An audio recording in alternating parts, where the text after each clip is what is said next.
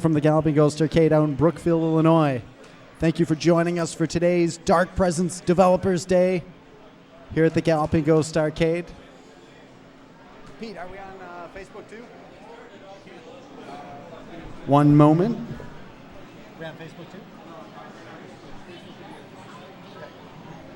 We'll be starting momentarily.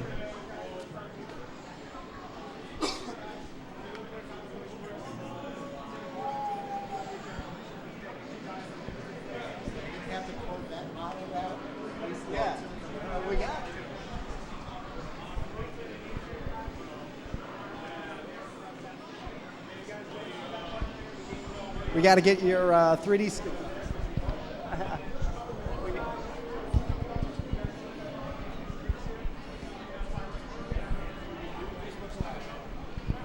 Hey everybody, thank you for joining us on Facebook.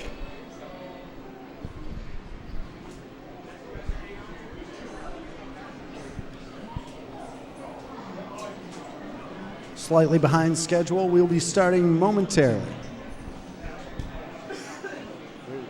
Ready?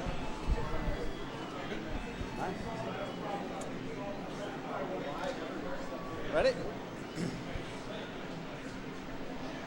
Is Jeremiah and Tom around? Can we have you guys?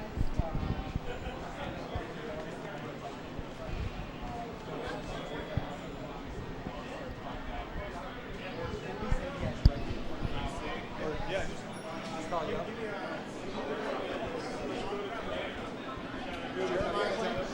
Okay.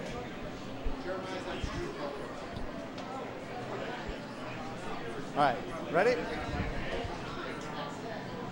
Hey everybody, this is Doc Matt from the Galloping Ghost Arcade out in Brookfield, Illinois. Today is Saturday, July 20th, 2019, and we are here for another Dark Presence Developers Day.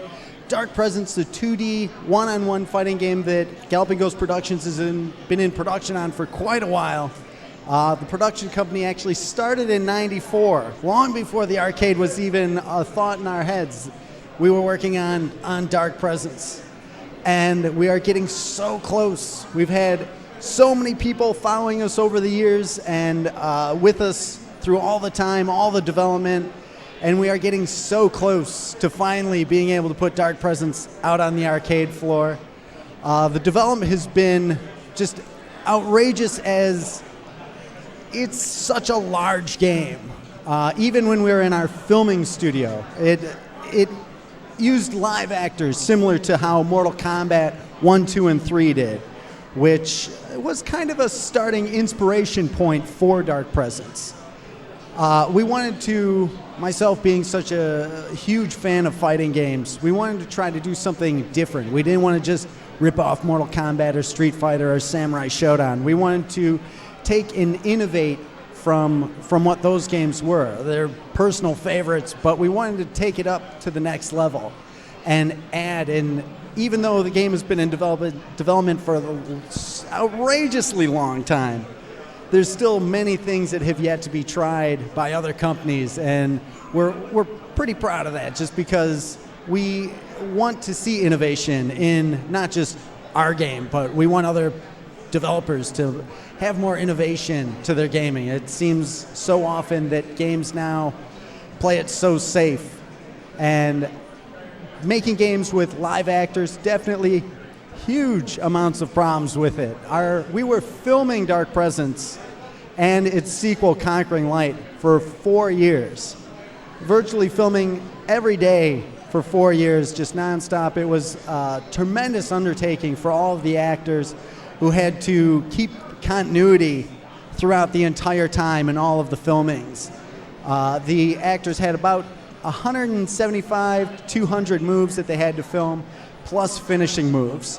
So even if, when we started filming it in 2005, HD was just coming out. So it was a concern of keeping the frame rate extremely high and the video quality as best we could at the time.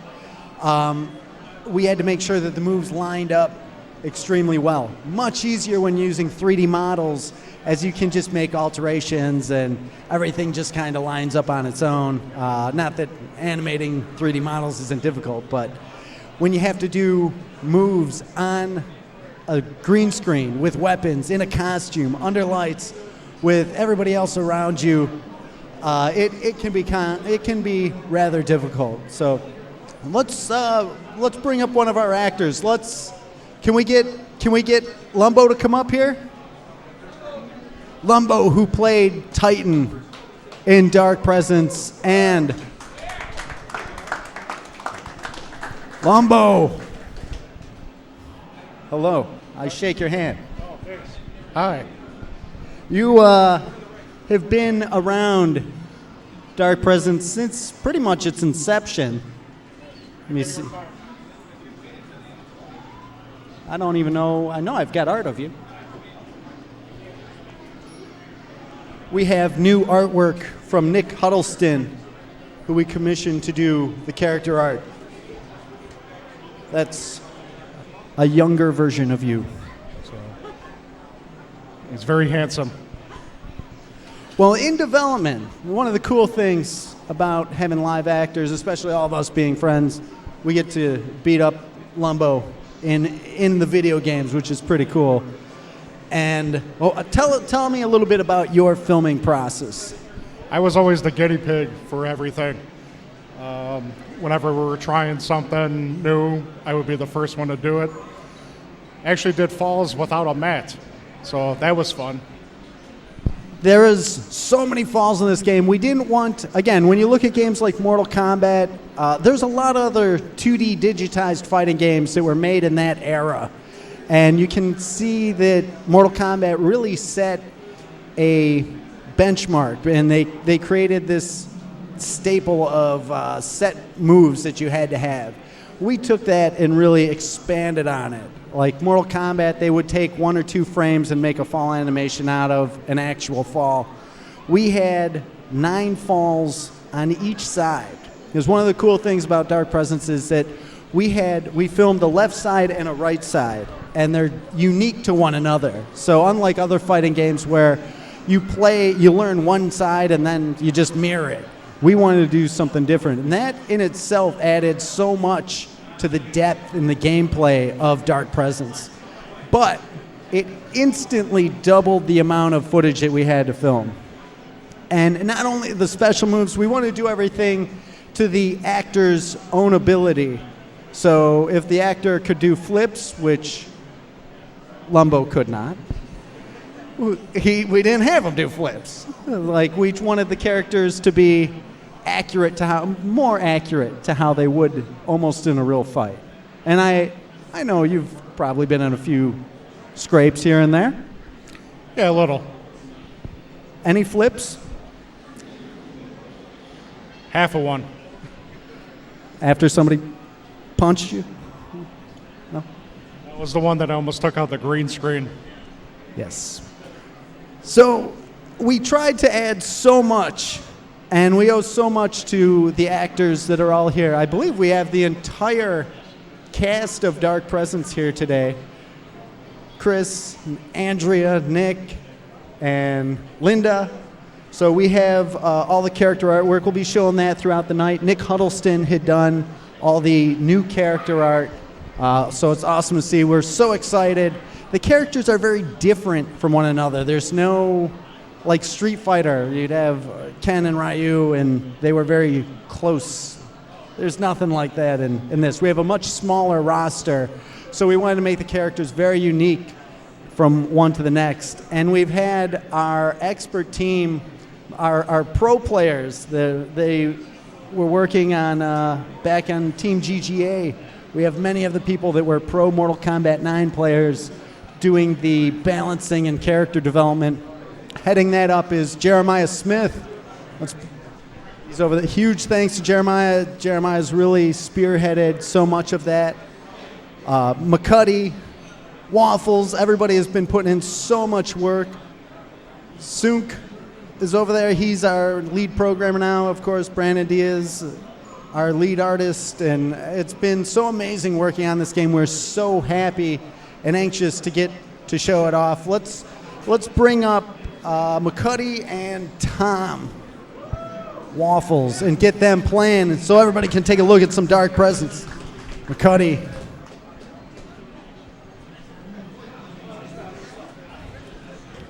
McCuddy, who are you picking first? Who I'm picking? Kincaid. Going with Kincaid. Your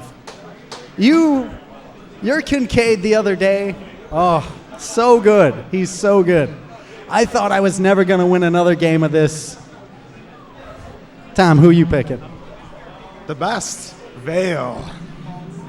Now, I'm a fan of Vale myself. Vale's pretty good. But all the characters, that's the funny thing, watching these guys. Okay. All right, we need one more second. We're missing a USB cord there.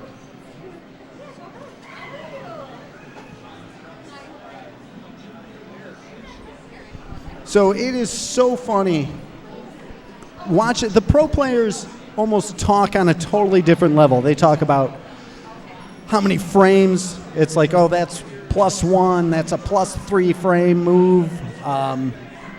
You're minus on that. And here watching these guys talk about games like Mortal Kombat like that and Street Fighter, and it's awesome to have these guys playing Dark Presence and making sure that it's going to be enjoyable, not only on a casual level, but on a pro scene level as well. We'd love to one day, maybe we'll see this at EVO, which is the big fighting game tournament that happens every year. This is a track mode. You can see it goes through some of the characters. Another thing, we tried to add a lot of unique features to the arcade cabinet itself. You can see at the front of the machine, we have our statues that were sculpted by Chris Elizardo, who is a sculptor for McFarlane Toys. So the idea was to have those in the actual cabinet, and if you're the first person to finish the game with that character, the machine will actually dispense that figure. So if you're playing Kyla and you finish the game without continuing, then the resin fully painted Kyla statue would dispense out of it. And the goal would hopefully be that people would try to collect them all. So the detail on them is amazing. Chris did such an incredible job. We had them recast by Ken Coy. So we've got a few of these on hand. We haven't allowed anybody to get them yet, as the game's not out. We've had a lot of people asking if they can pre-purchase them. Not doing that. We're going to leave them exclusive to buying it or winning it from the machine.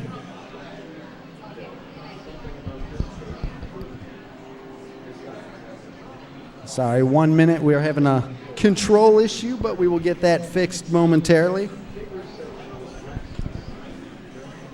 Another feature that we had on the cabinet, it's not on today, but if you look on the control panel, there's USBs and a 7-inch touchscreen. And what those are going to do is, as you find moves, it'll write the moves list to your USB drive and display them on the 7-inch touchscreen. So you'll always have a character move set with you. It was so amazing back when Mortal Kombat 1 and 2 were out. We would walk around arcades and you'd find somebody's move sheets and fatality lists and see if there was anything on there that if you hadn't found yet. So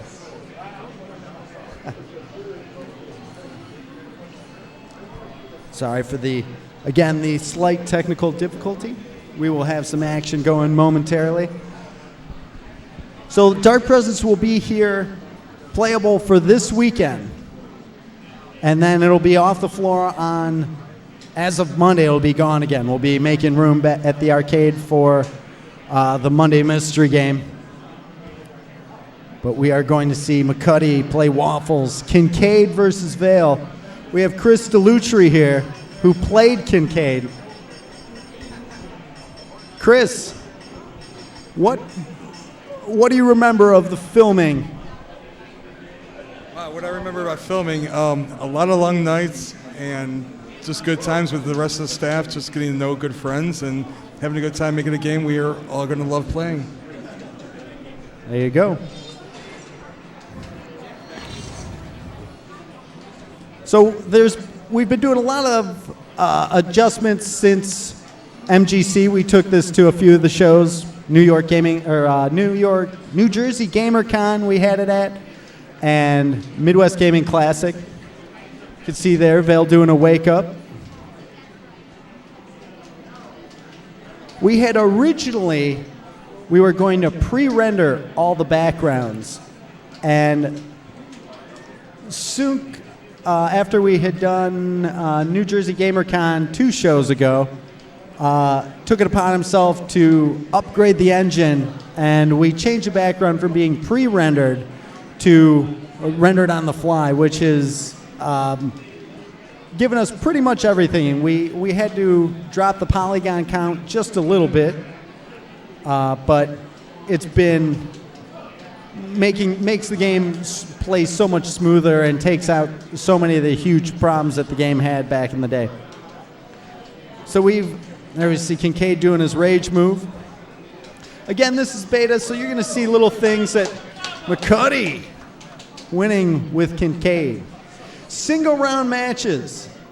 We only have one. You have a long energy bar, but it's a single round match. It was games like Street Fighter and Mortal Kombat, and all those are tournaments, so it made sense to have 2 rounds. So for us, this is supposed to be a very story-driven fighting game, and it's not a tournament or anything. So, like in real life, we want it to be 1 round, and that was it.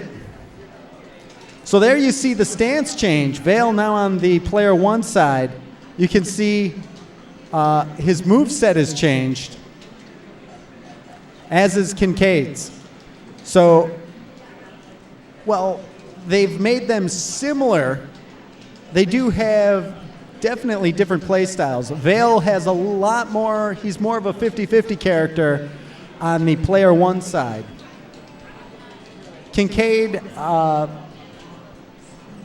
he's a very, very strong character. You can see has a low special move starter, triple hit. So Vale is unique in the fact that he can build meter by charging or if his attacks are blocked. Kincaid, I'm hearing Kincaid nerves.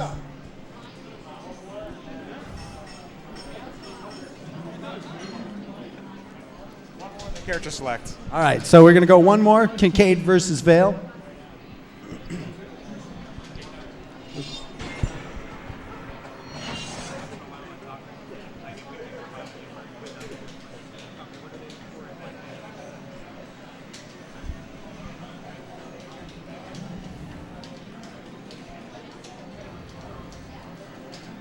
Kincaid was difficult to film with the chains. They definitely were somewhat cumbersome. Vale, another difficult one to film. We had a short time period to film him, and he actually did film blindfolded. See that's an overhead there. Vale definitely has good reach. He's got a strong back too. There's a wall bounce there.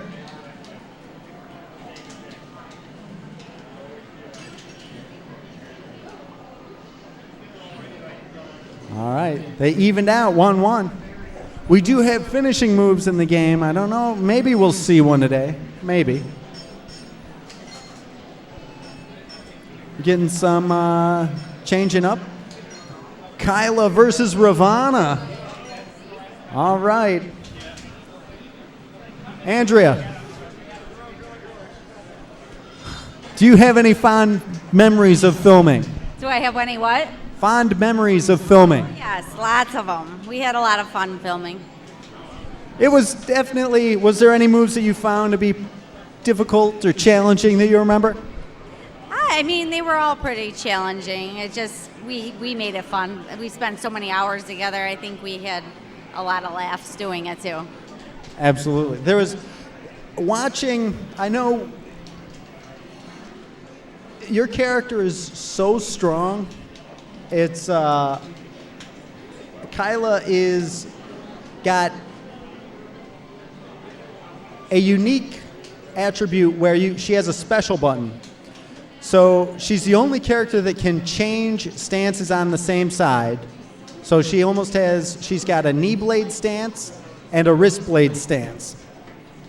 So she gains meter by hitting people with her knee attacks. She can either use that meter to lunge forward with her knee attacks, or she can change to a wrist blade stance, which she can do damage even if the opponent is blocking. For Linda's character, Ravana, it's another one just so good. She has less health than some of the other characters. Some of the other characters are like a little bit, they've got more armor on. But for Ravana, she has a rage stance that once she goes into it, there you can see the black meter underneath the energy bars. When that gets full, she can go into a rage stance. And once she's in her rage stance, she does more damage. And she's got an extender on her combos. So she can always hit that extender move once a combo's been started. She's got great range. Her specials are long range. There we see Ravana taking damage even though she's blocking. That's because Kyla's in her wrist stance. She just changed back to her knee blade stance. Now she's in rage. Ravana putting on the pressure now. She goes with a low, knocking her out of the air. Oh, just short with that uppercut. 88 damage. Her mobility is increased. She's a very fast character.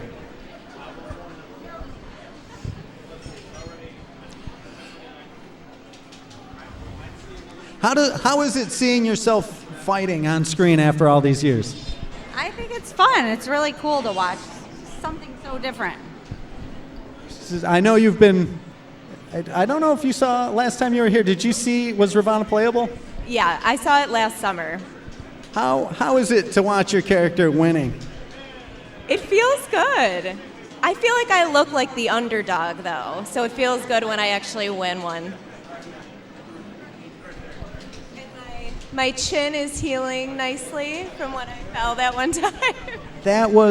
So all of our finishing moves, we had all the actors film with all the other actors. It wasn't an MK1, 2, and 3. Each of the Mortal Kombat actors just did a generic reaction and generic offensive finishing move. For Johnny Cage, for example, he did the uppercut, and it was just a regular fall, and they animated the head coming off. For us, we shot very cinematic finishing moves. Actually, each character has 3 separate, unique finishing moves, and they're all linkable. So we had, as the days and days of filming would go on and the weeks would go by, finishing moves were... What's that?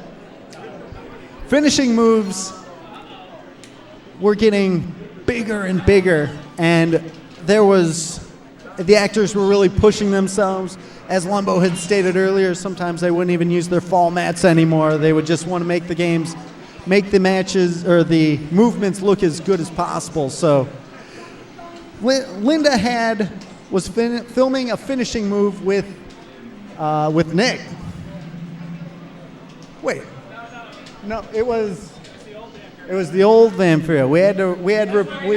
That's why, yeah. It's all a blur, but it's coming back. there was a different Vampirial at one point, and a finishing move had gone bad, and unfortunately Linda took a fall and busted her chin up pretty bad.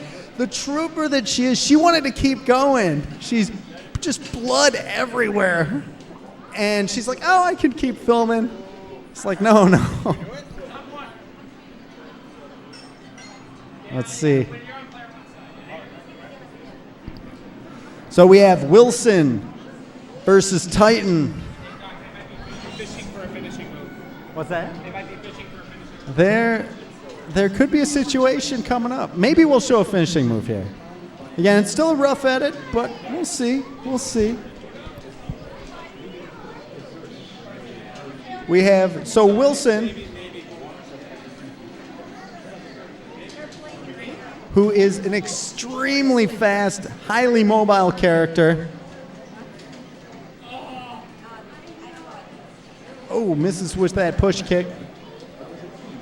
That high jump of Wilson. Uh-oh.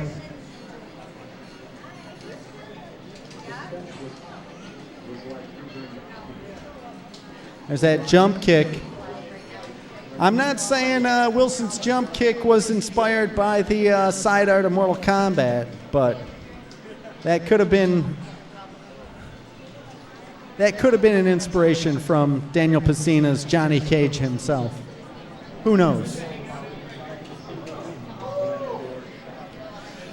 So Wilson, we have, is definitely a very mobile character. A lot of kicks, a lot of multi-kicks. Titan, more of a beast. He's got more energy than other characters. You can see even there, that roll. There's different staggers. Oh no! That dash back. Wilson chipping on him. Oh, he's going for the execution. He beats him with the execution. Oh. Titan raising the axe. I don't know how I feel about that. Watching Wilson lose.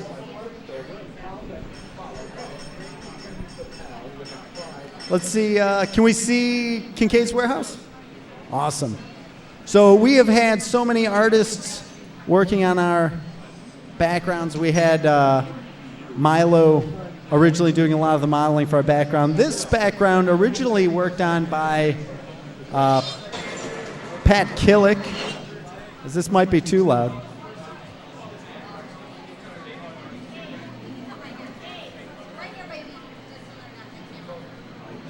Hold on, trying to adjust some volume so we can get some sound effects going.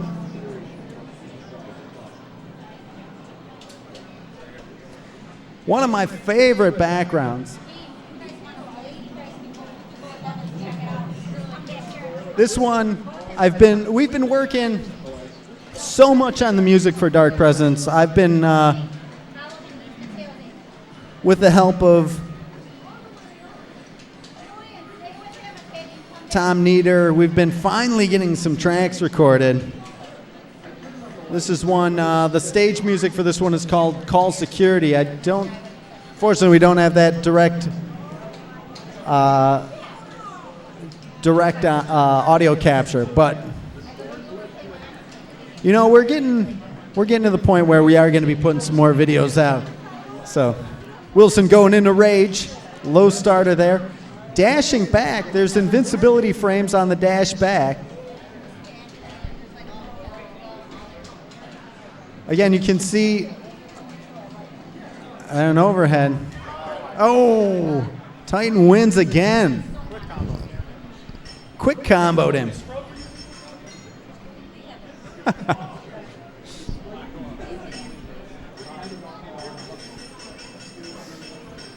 Wilson rooftop. Kyla. It's another one. Again, we're gonna be putting out some music tracks soon. It's another one that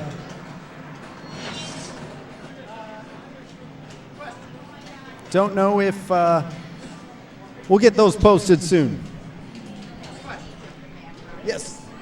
How far along do you think the game is percentage percentage-wise? Is it 100%? No. There's still, that's the problem with percentages. Like the balance, the more players that play, the more things we adjust and fine tune. So while we're extremely close, there's still a lot of backgrounds, there's a lot of music, there's over 451 finishing moves in the game. So a lot of video editing has gone into that, and so much of it we spend, here we go, finishing move.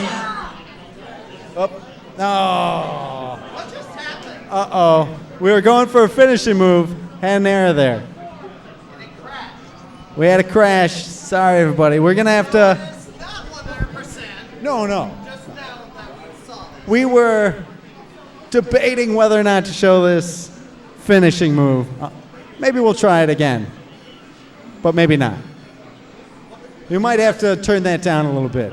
That's pretty loud. Can you describe what was going to happen? We'll... Grab the hold of it by the collar. He was gonna do something terrible to him. I don't know. Should we? They want an audible finishing moves by radio. No. We'll show it.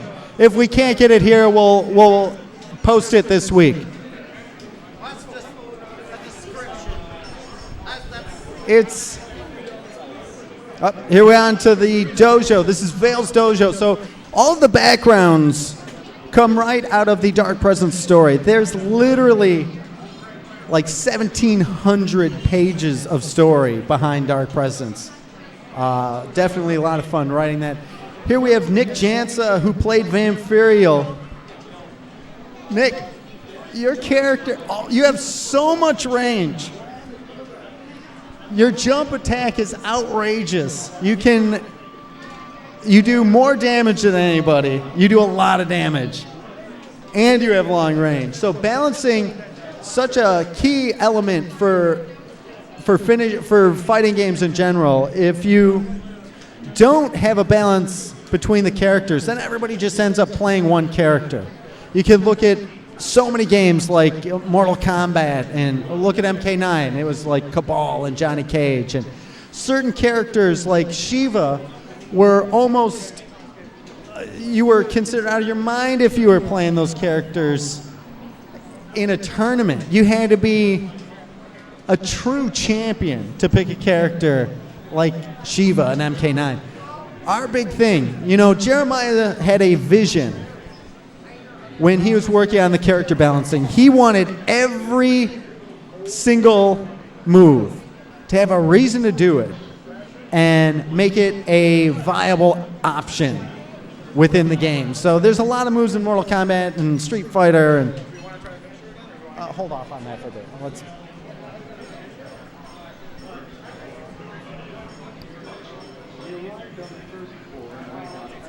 Yeah. Let's have. Who should we have? You see Lumbo? Lumbo versus. Yeah. Lumbo, let's have Titan versus Kyla. Now, Titan has been coming out. He's been playing. He's been practicing. So, if.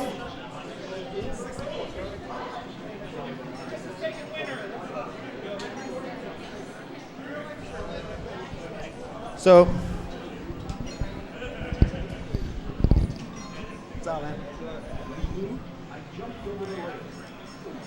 So we have an internal clock inside of the game. So right now we have it selectable, but it will actually look at the zip code that you're in and adjust the daytime, nighttime for the levels and the weather for the stages. Here you can see, this is the alleyways. So we went with some dynamic lighting. You can see the shadows on the back of the garage. A little bit of a homage to two games here, actually. Some Double Dragon garage opening up. And then Capcom versus SNK 2. You know, I thought that their alley stage was so fantastic. That wasn't the initial inspiration for it, but that lighting effect on the far left definitely is. That was such a standout, awesome thing. We wanted to try to use that influence. There's a launcher. So Titan is the only character in Dark Presence who can't jump at all. He has no air attacks at all. You can press up and it does nothing. So he has a hard time getting coverage and maneuverability, which he uses a lot of dash attacks. He uses a lot of, there was his dash attack. She stopped it with her knee attack. Oh. Titan.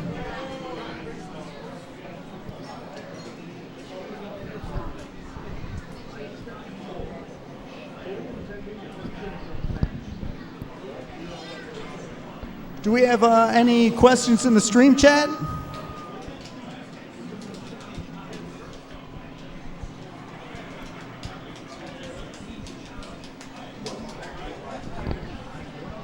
Come over here a minute.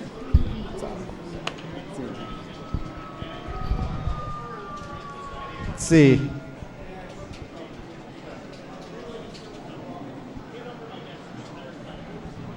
One minute, we'll get to some questions.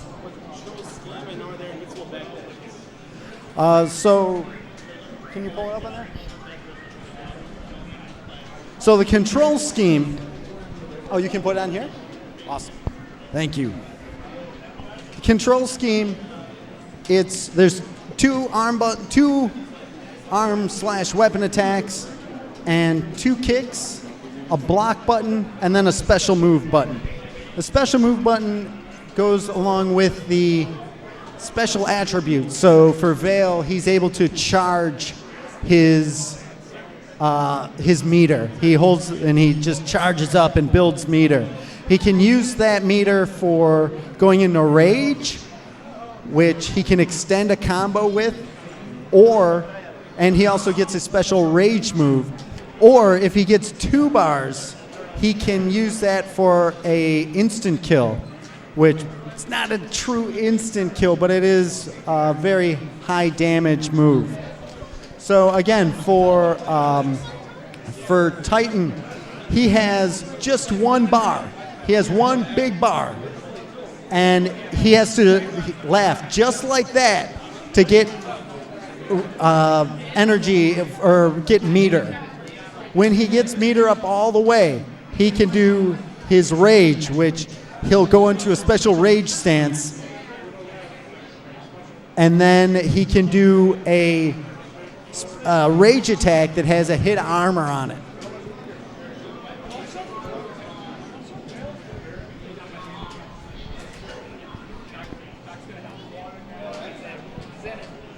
So, what was the other? They had, there was another question. At this screen, I don't have all the questions on here, so they're going to have to. I don't see any of the previous ones, only the new ones. Can you repaste some of the old ones in there? Sorry, we will be going through and answering all the questions.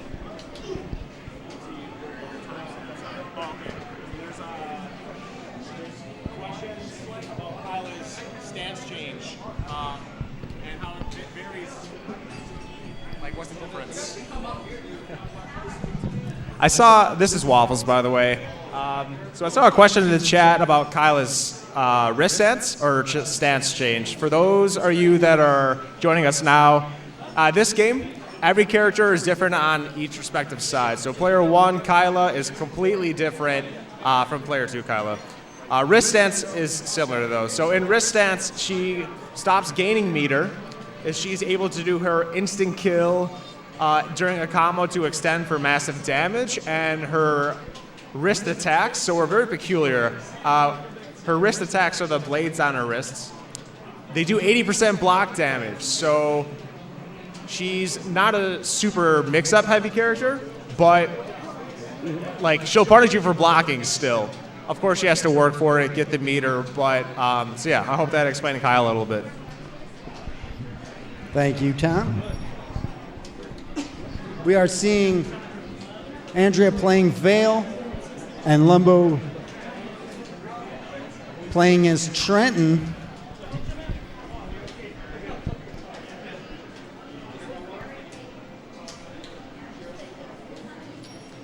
Oh, Andrea getting the wall bounce.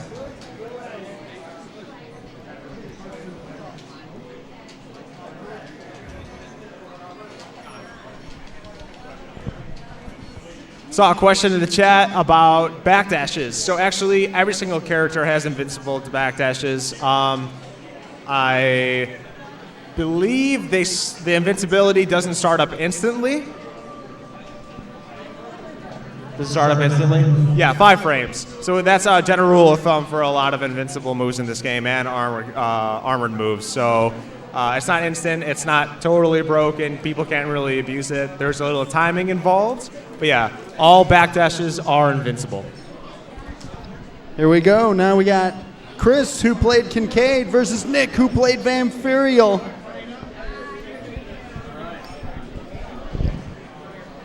Kincaid has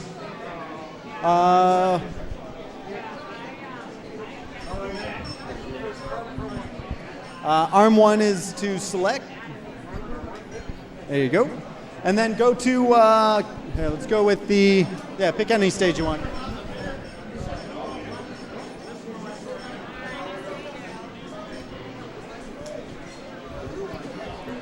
So for those just joining us, you are watching Dark Presence here at the Galloping Ghost Arcade, released, or going to be released soon from Galloping Ghost Productions. So that first hit bonus, that gives you, if you're the first to get a hit, you get a little bit more meter.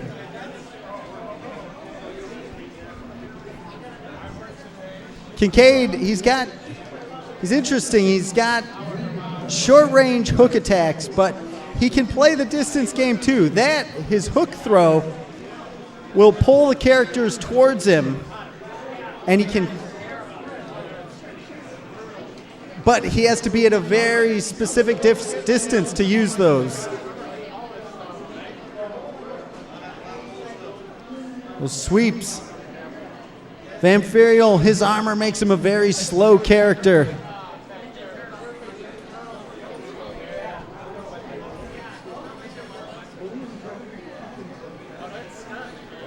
That range on Vampirial's teeth.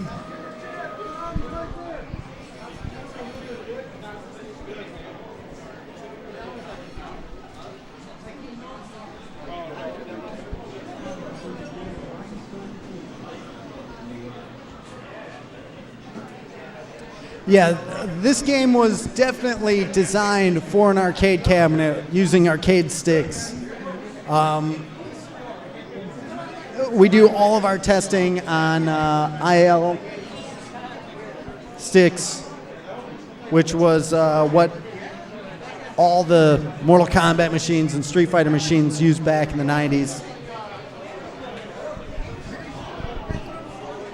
It will eventually have a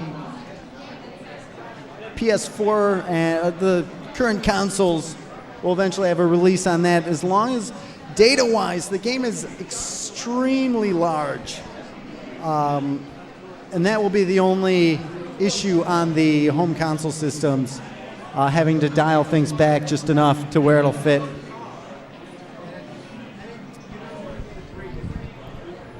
We've had a few people ask if it will support USB controllers. A Crime Fighter asking. So far, we have not worked on that, but if we get more requests for it, it is something. We've seen the new, some new arcade games like Street Fighter V supported that, so it is something that we are definitely looking into.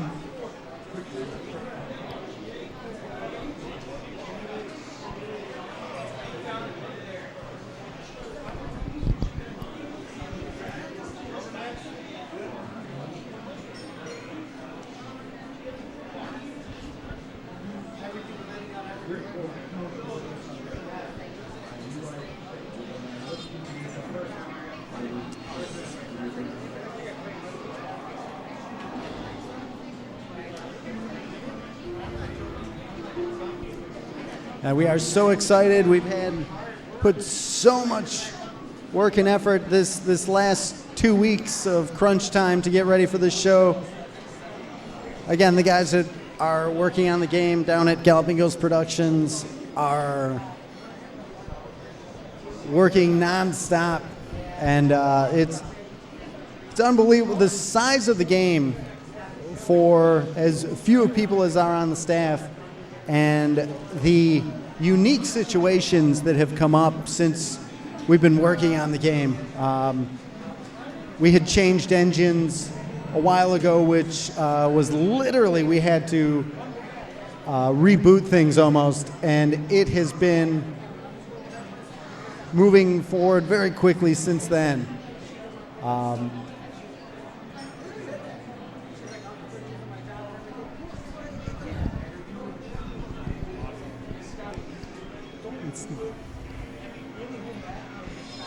So we have Kincaid versus Vanfuriel. Again, this is the balance of the game comes into play where here you have two very, very different, you have a very slow-moving character with extremely long reach. Kincaid with Vanfuriel, he has Tom. Vanfuriel has how much health? He has he has 11. Vanfuriel has 1,100 health, so he has a little bit more health than the majority of the characters. Him and Titan both have 1,100. So that armor is working well for him.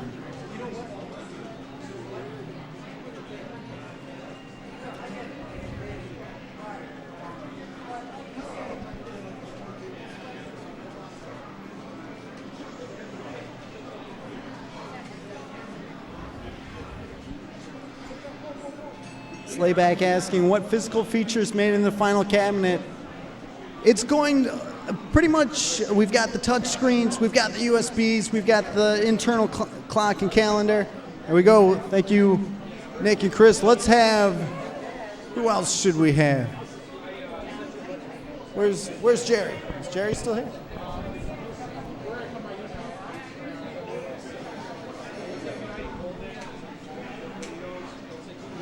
Nick, you up? Let's have Nick. Let's have Nick versus Eddie.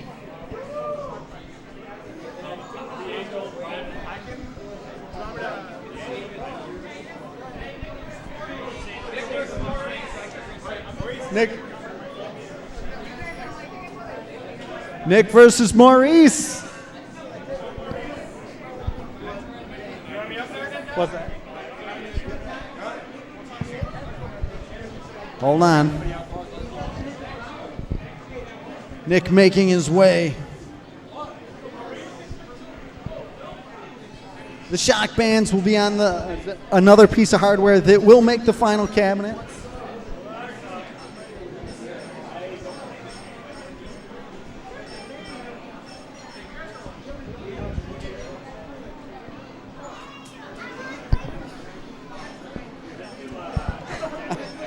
Yeah, definitely.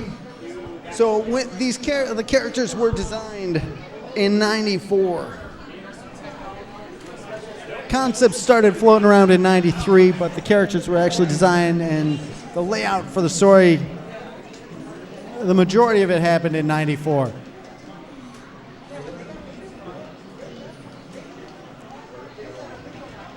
We had actually worked for many years on the game and almost had it done.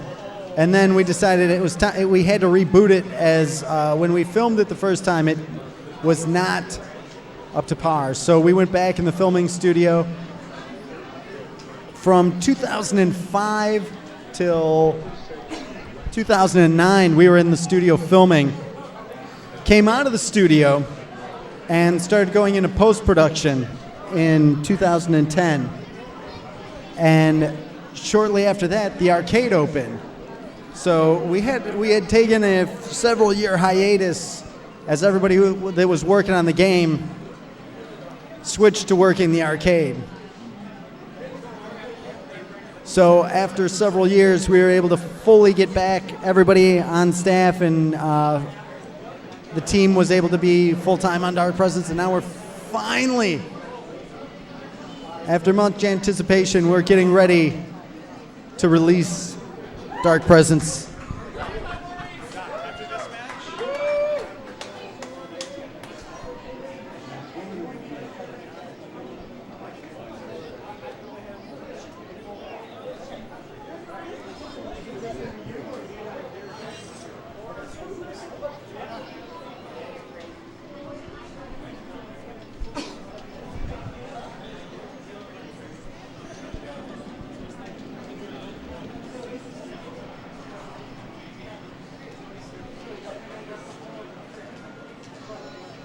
Thank you. Skeletor is your daddy. Thank you so much for joining us, Mr. Falco Punch. This is the final roster. There are only 8 playable characters and the final boss. Maybe another surprise or so, but we wanted to go with a very tight roster. As the characters are almost like 2 characters into themselves. We wanted the players to focus first on one character. We did film the sequel, Conquering Light, which doubles the roster. There's 20 characters in the second game. We kept a continuous story, so the characters that get killed off in this game do not return in the second game.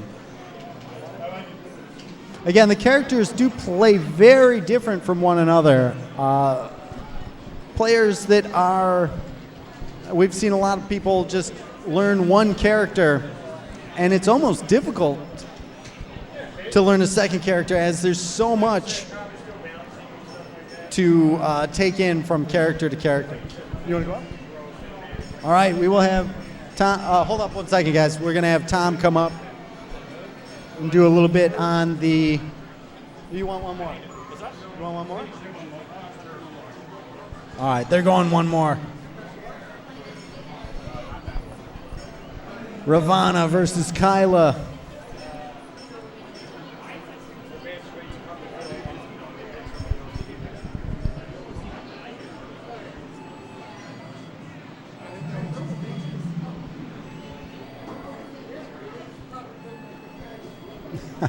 Airhead asking if Pete Hannes in this game. He is not. Met Pete after this game, after we were already done filming.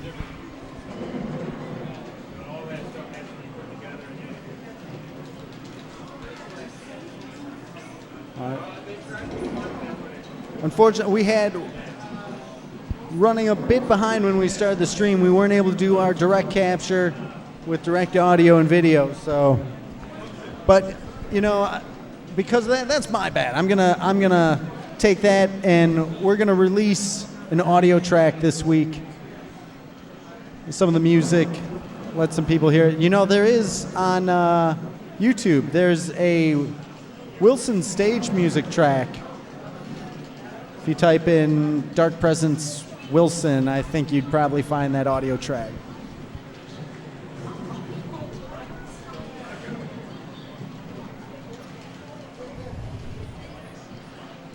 After this match, we'll pan around the cabinet a little bit for everybody.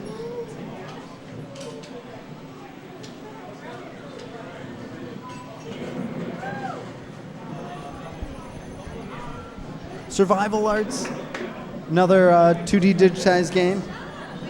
So here's the top of the cabinet, and let's, again, there's the statues. The touchscreen and USB drive. We went with our deluxe cabinet. It's pretty big. We wanted to give players some room here. So here's Tom. with his. Who are you going to talk about first? We're just going to go over some of the basic game mechanics. So I know everyone's really anxious to play, and for those viewers at home that are a little confused about what's going on screen, I'm just going to go over like the foundation of like what you should be using when you're first jumping into the game, and like your tools basically.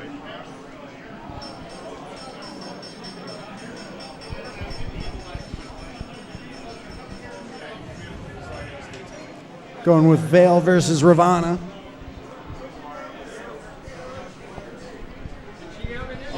Yeah, I'll just take it. Yeah, cool. Thanks, man. What's up, guys? So we got Vale versus Ravana. So I guess we'll start off with the meter build in this game. So a lot of the damage output from each character comes from the rage mechanic or the instant kill. A lot of characters are unique. I specifically chose these two because the way they build their rage is different. I'm sorry, the way they use their rage is different. Vale builds it up for a rage mode or a instant kill by doing special moves like this.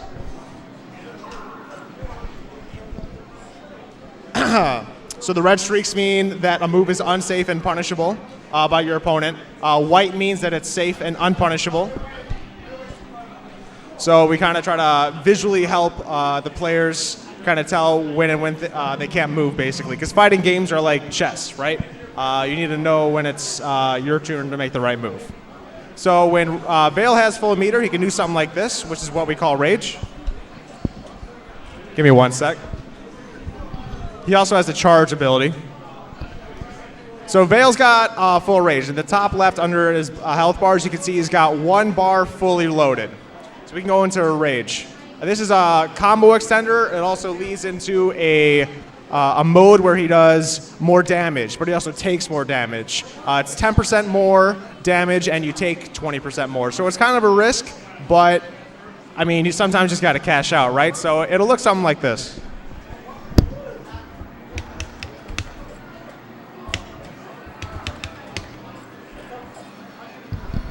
Right there. So that did a huge chunk, guys. And you can see he's in his rage stance. Your bar is slowly going down. And he eventually leaves it after it depletes half of a bar. So Ravana is very similar. She builds meter just by doing special moves, and actually any move, because when she goes into rage stance, she actually stays in rage stance. So it's going to give me a bit. She's got to hit him a couple times. Because once she gets there, she becomes like an absolute monster.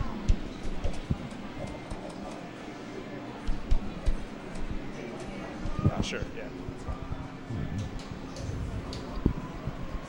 Oh. Rematch real quick. All right. I ran out of time. We'll do a rematch. So the meter is a huge element to the game and plays into. It's a big element from character to character. I've seen players, especially on characters like Titan and Ravana, they play very differently. Even though, like in Mortal Kombat, you'll have like the most optimal combo to do, and that's pretty much the way to play it. With characters like Titan, I've seen players play completely different. Some are all about building meter to get in a rage as quickly as possible. Other people play it just different, where they focus on doing bigger, heavy damage combos. So now, Ravana's ready to go into rage stance. Extending her combo, and then she has...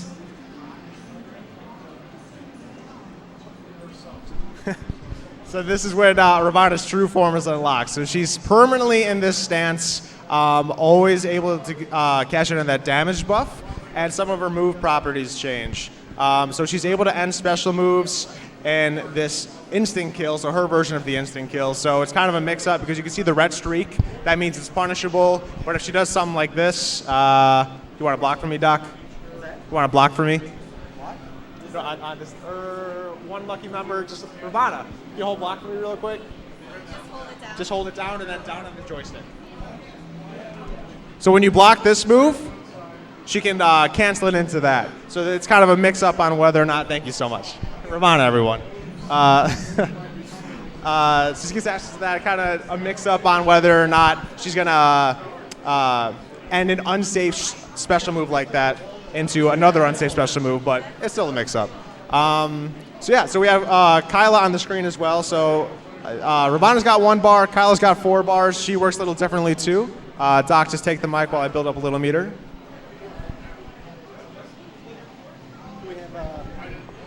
You want to keep going? Or Just one more thing. Okay.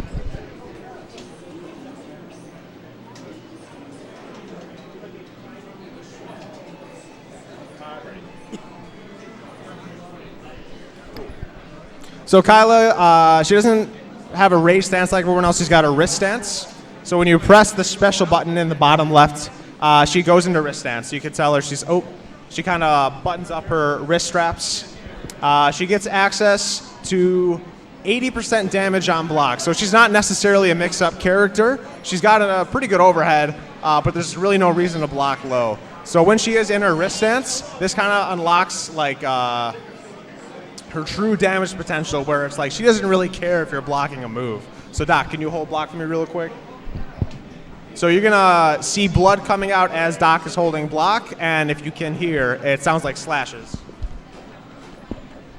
I'm not in wrist stance. There we go. So the damage on Ravana's life bar is going down much quicker than it would in regular stance. And she's blocking all that damage, so that's pretty insane. So yeah, that's just a couple of quick tips and understanding about how our rage system works and like some of like the mechanics of the game. Yeah, thanks. Thank you, Tom. Let's bring Lumbo back up to fight Linda.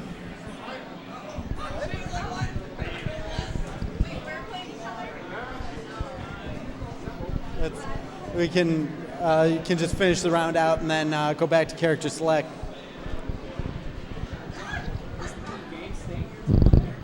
This Dark Presence will be here until Monday on the arcade floor, so everybody can enjoy it all weekend. Then it will be off the floor on Monday. I think we're going to do probably one more Dark Presence day. And then it might stay on the floor at that point. It might be here for final test, and then it'll disappear one more time. And then the next time it comes back, it will be, maybe it'll be at a Monday Mystery Game. No. I could never do it as a Monday Mystery Game. We would want to make it, people might think it's Top Skater. I don't know.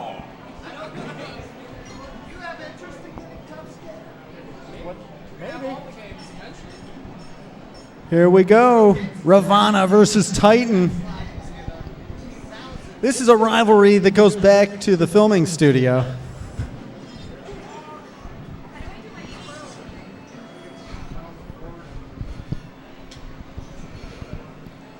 See, Titan's not the worst guy in the world. He's helping.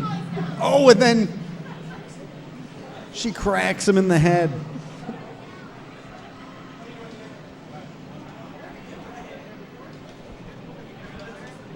Mr. Falco Punch asking, so Vale is a high-risk, high-reward character? Vale has, I don't know if I'd say he's high-risk. He's got some good moves that are pretty safe, that's for sure. And he's on his player one side, he's got 50-50s. So he is down forward one, I believe. Let's see. Hey, Tom. Let's have Tom back up. One of the best Ravana players out there. Can you coach her to victory?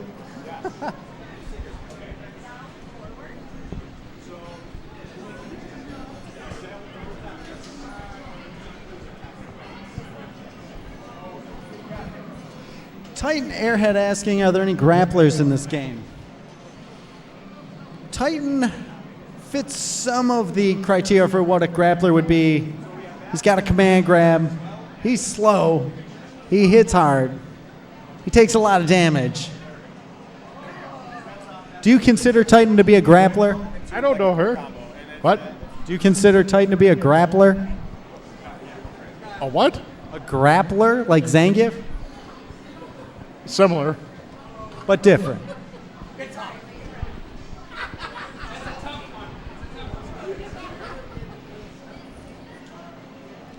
There's that command grab. He's got some long range attacks for sure.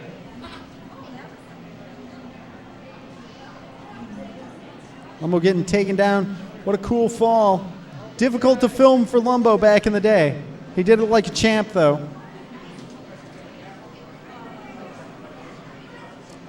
Again, laughing at his axe.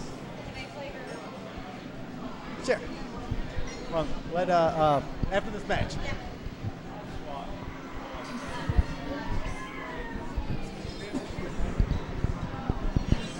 Titan with that inappropriate behavior. It's a family stream there, Titan.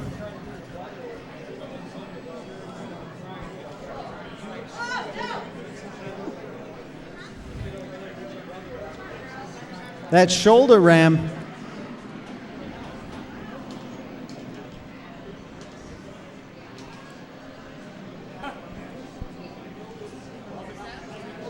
Again, there's a balance between, whereas games like Mortal Kombat, the earlier Mortal Kombats were designed with less of a pro player in mind. They were much easier to get into.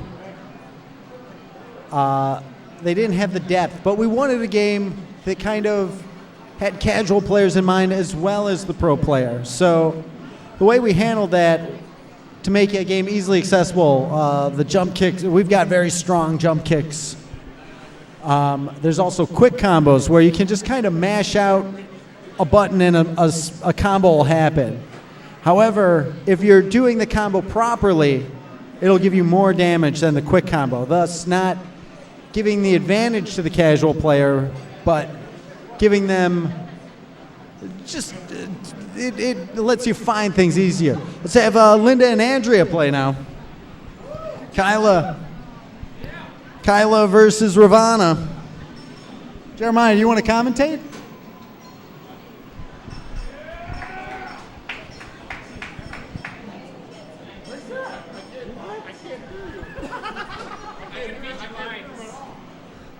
Should we have? I could feed you some lines, I guess.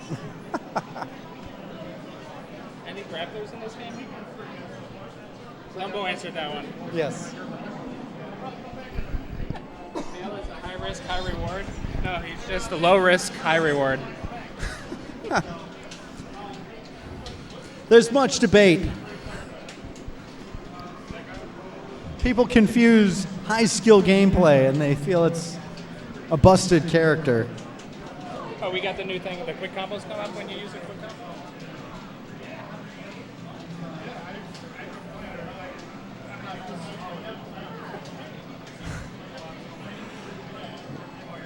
Ravana using her speed.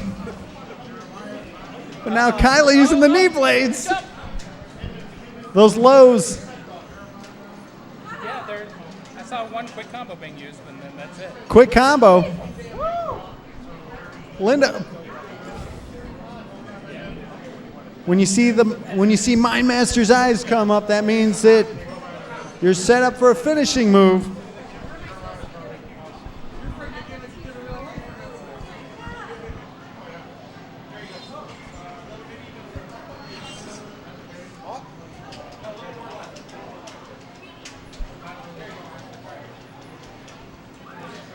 Those strong jump kicks. Oh!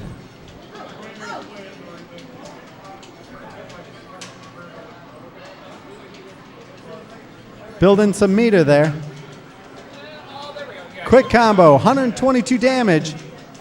Another quick combo. Those knee blades. She's got meter if she hits. Oh, it's 1-1 now. She found a quick combo.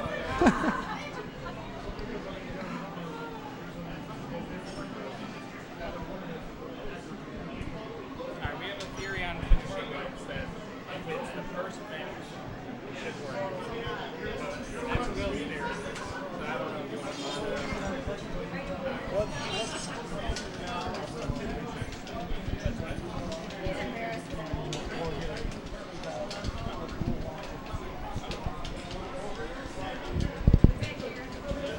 There's a wake-up attack.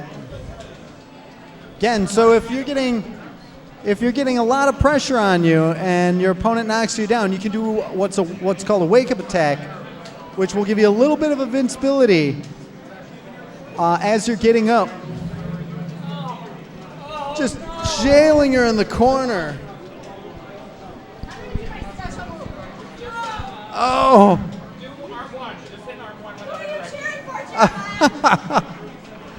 See, having such good friends all fighting each other in this. Oh. Kyla going up 2-1.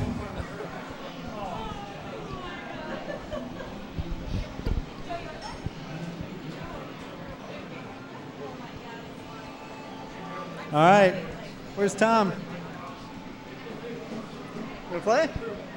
All right. Randy Candy stepping up against Tommy Waffles. Against Lumbo. The age-old rivalry. Randy Candy versus Lumbo. We haven't seen this. Never played it. Will he beat him in his own game?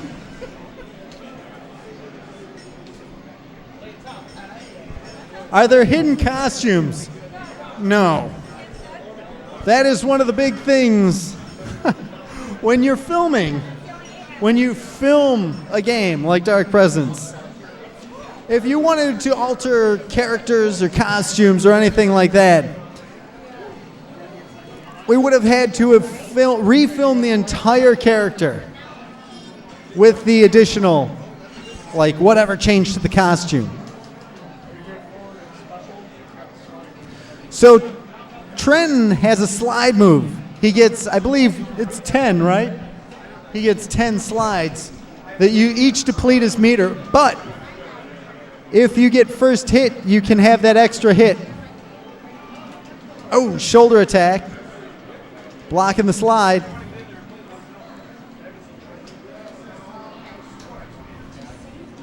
You can tell Lumbo trying to play.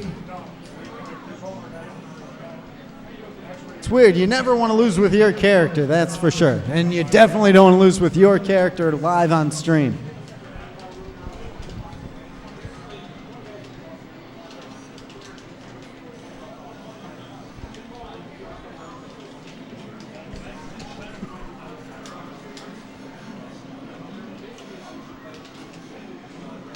That's the execution move. It's fully punishable. So that's an interesting one. It's a guaranteed, if the first hit hits, it's a guaranteed second hit. And the second hit is a crushing attack. This is close. Oh, so close. We should, you want to keep going? We'll bring up, hey Tom. All right. Can you want to coach some Trenton?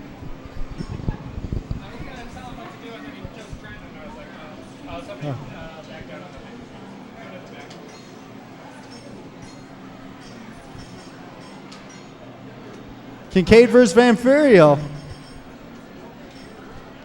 one you want to do back arm 1, arm 2. Back 1, 2, and then down forward 2. It's like a slow switch. Thanks, Nick. It's not done yet. It is not done yet. This is just a test day. I think we'll have the next time it comes to the arcade, it'll be here for a while. It'll only be here today. It's only going to be on the floor until Monday. Then it'll go off the floor. When it comes back, do you think it's going to stay for a while, Jeremiah? Next time it comes back to the arcade floor, is it staying for a while? We're done. So it'll leave on Monday, and then the next time you see Dark Presence, it'll stay until it leaves again for an unspecified amount of time. Yeah. And then it'll leave, and when it comes back, it's done. It'll be for the launch party. Kincaid versus Van Furio.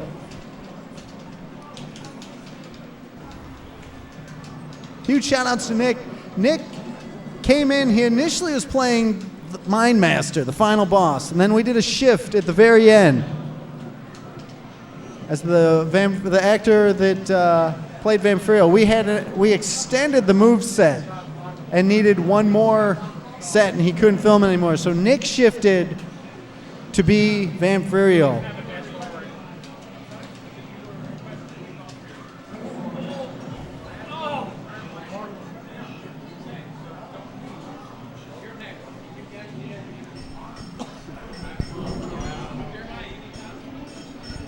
Vampirial, so good. He's such a strong character. You know, it's fun.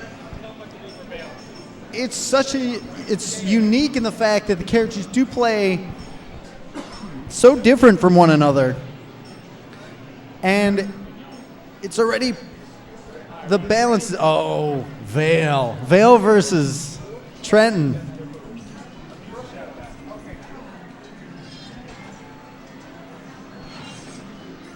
Vale's back two, super long range with his standing back two. A little bit of push on it. Vale has an amazing jump attack, but he's a martial artist. He should have a good, strong jump kick. Anti-air there. Into the slide. On this side, Vale is a 50-50 character. That forward four is an amazing combo starter.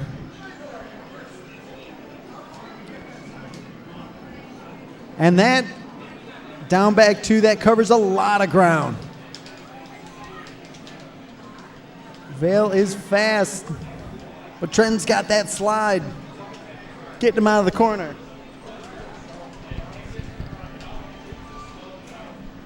Yeah, it's definitely just a beta test today. Still a lot more polish, a lot more fine tuning that's needed.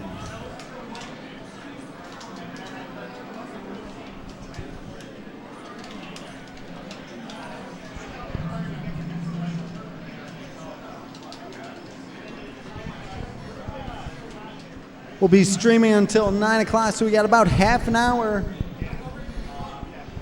35 minutes. We're going to leave the game here on the arcade floor all weekend. If you're just tuning in, you are watching Dark Presence, our game from Galloping Ghost Productions. Who's next?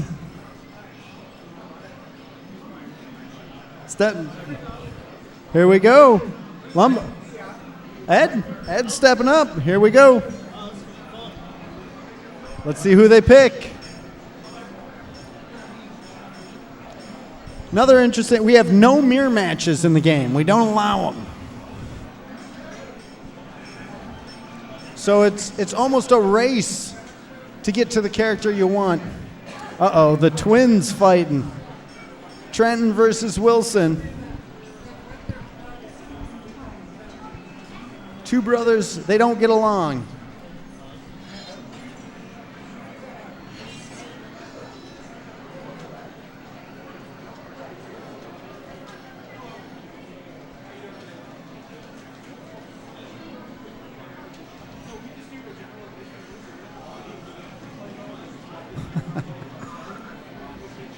That spiked trench coat, difficult to film in. It had close to 40 pounds of spikes. And I had to have, 20 pounds of spikes and then 20 pounds of counterweight in the other pocket so the jacket would sit right. It's an overhead slide attack. A quick uppercut. Into the back flip.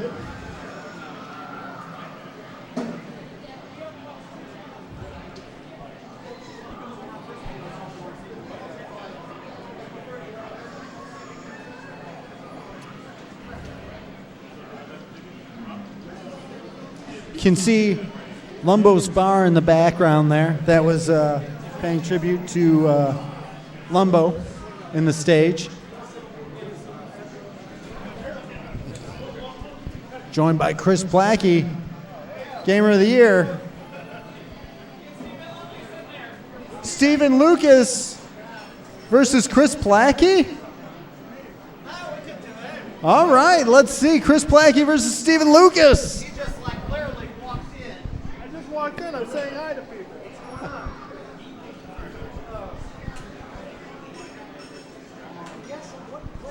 All right.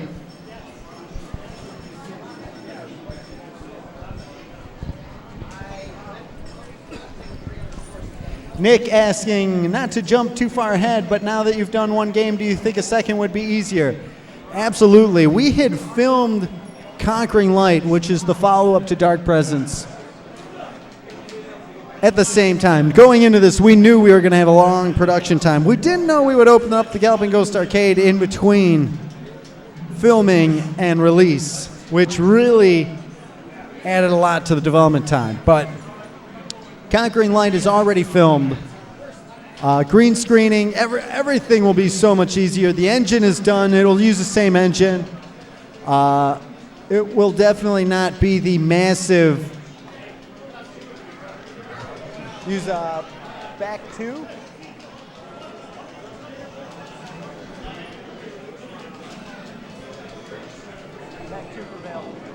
Back two is an overhead.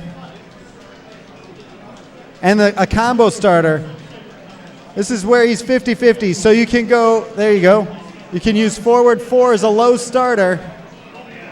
He's got that heel kick. He's got dashes. Stephen Lucas blocking the overhead.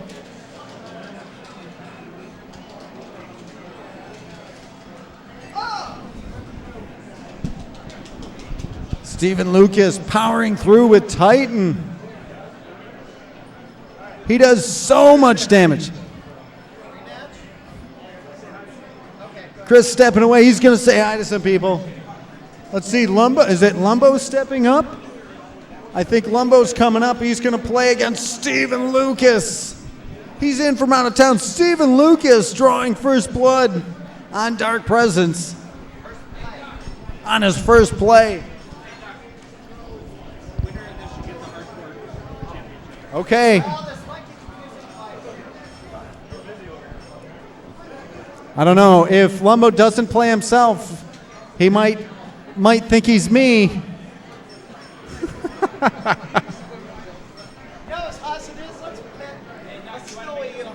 What's that? So we're going to tie the Hardcore Championship to this match.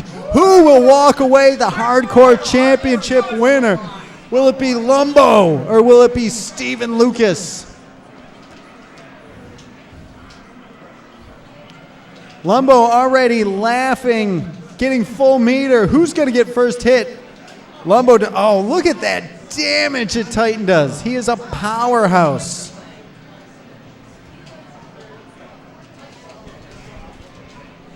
Doing that shoulder rump. Oh! Stephen Lucas having trouble with Vale. Gets his first hit in, getting his chip damage. Laughing unnecessary. It doesn't need to laugh. He's gone into rage move. Uh-oh. He's either got a block here. Oh, good damage. That down forward 2 on block, that builds a lot of meter.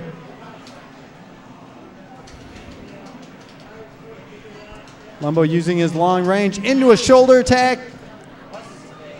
And the execution. Lumbo, your Hardcore Championship. Will we see Jerry step up?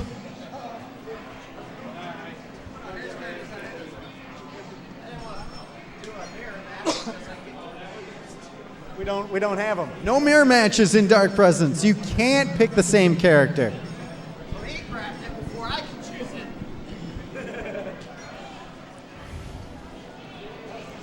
No palette swapping. No, and there's no palette swapping in Dark Presence.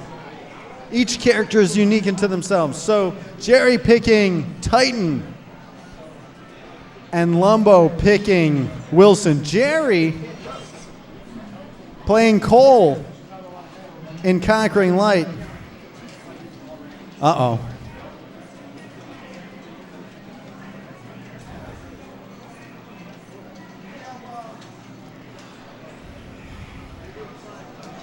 I might have to ask Lumbo not to play any of my characters anymore. Oh, oh no. Oh no. Embarrassing. Say, and he's claiming. Oh, here we go. Chris versus Jerry. Chris picking Kincaid. Chris, who do you think is going to win this match? Only the better person. Jerry, who do you think is going to win this match? I'm hoping me. We shall see. Picking Titan. Titan does a ton of damage.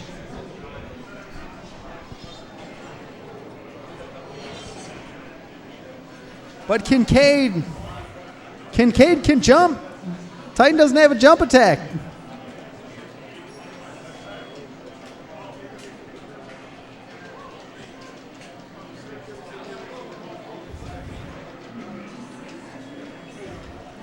Getting that hook spin in. Jumping hook into another hook spin. Oh, just bashing his skull axe.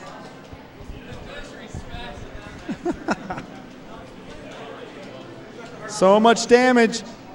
Oh, that big.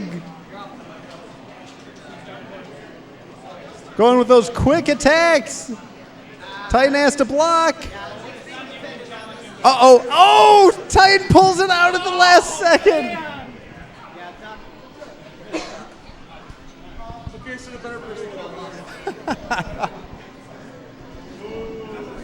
Let's see some high play match. Let's have Tom versus McCuddy. Tom. Here we go. Let's see some. Jeremiah, you want to help commentate on this? All right, we're gonna see McCuddy again. McCuddy. My veil's all right. I don't have too shabby a veil, unless I'm playing McCuddy's Kincaid. Then my veil's not so good anymore. Jeremiah, who are you thinking is walking away with this win? Tom's veil or McCuddy's Kincaid? McCuddy free. Wow. No, it'll be close. It'll be close? Yeah, it'll be close.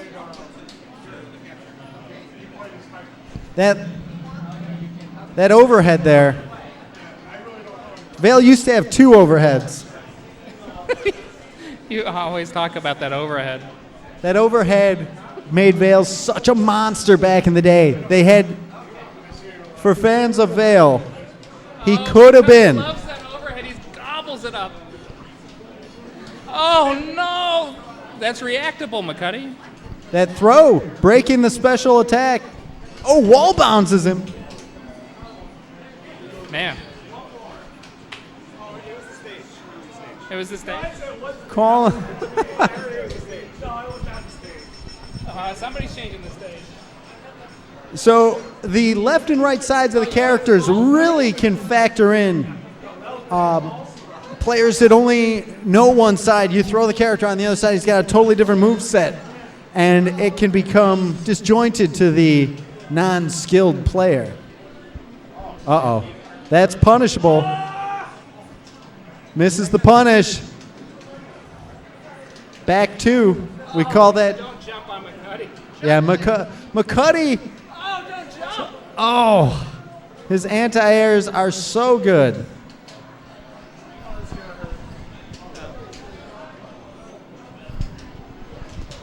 MK9, you couldn't jump against Tom. Now, tables are turned. Yeah. That's just because. Rage.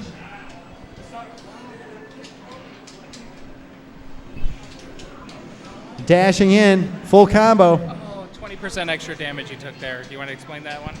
So, because Titan is Kincaid is in rage, he takes more damage. He does more damage, but he also takes more damage. Only deals 10% more, and he takes 20% more damage. And that's all goes into the balancing. That's an overhead there. Can't be ducking. Is he gonna go for the chip out? I tried. Oh, is it not? Oh. 1-1 here. 1-1. Winner gets their character nerf. Having pro players play and balance the game, sometimes you'll see somebody lose and then there's nerfs the next day. Oh, this is too good. Oh, good Overhead. balls on Tom. That was low overhead. Changing sides. Tom going for the overhead. Doesn't get it. The low starter. Nice jump. Goes into rage, that big punch. Oh, the wall bounce. Oh, Oh, Tom's in a spot of bother here. that low forward 4.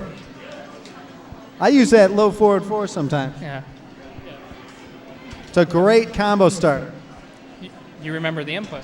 I did. Today I remember the input. Oh, put him away. McCuddy refusing. Oh, the hooks. Double low special move.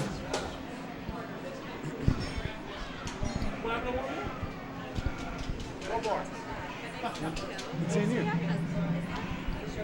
Yeah, you can take it.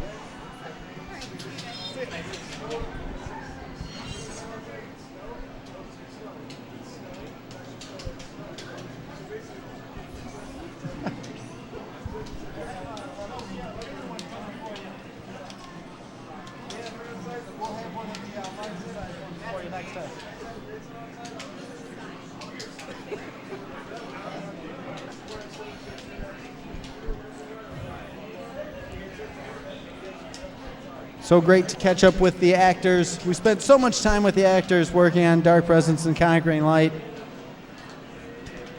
The actors went through a lot to get this game filmed. It's funny, we talked to the MK actors. Philip Bond filmed in about 4 hours.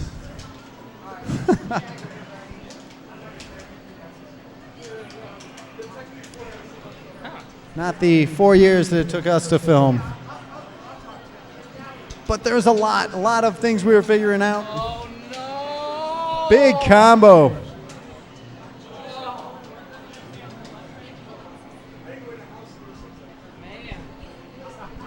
So we are going to keep streaming Dark Presence until 9 o'clock. Definitely if you're in the stream chat, shoot us any questions. Anything about story, characters, gameplay, balances, production, the cabinet. If you've got an arcade in your area, make sure you have them message us. We're going to be doing a U.S. tour, and we've got places in Japan already we're going to be hitting up, but starting with a U.S. tour, so if you want us to come to your arcade for an event, get in touch with us. Hit us up on Facebook, either through Galloping Ghost Productions or Galloping Ghost Arcade, and you can have Dark Presence come to your arcade.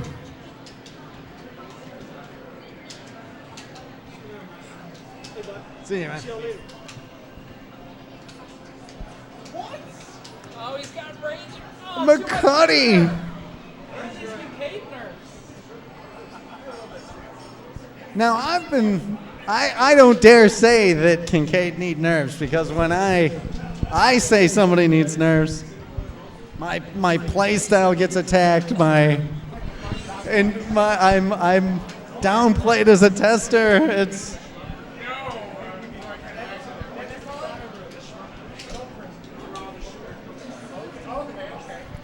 Is that down back 3? Back 2? Back 3? Oh, okay, all right. Tom's figured it out now. Tom, download complete. Tom's going to go on a 2-game win streak here. Jeremiah's saying Tom going on a 2-game win streak, missing that dash. That dash is punishable.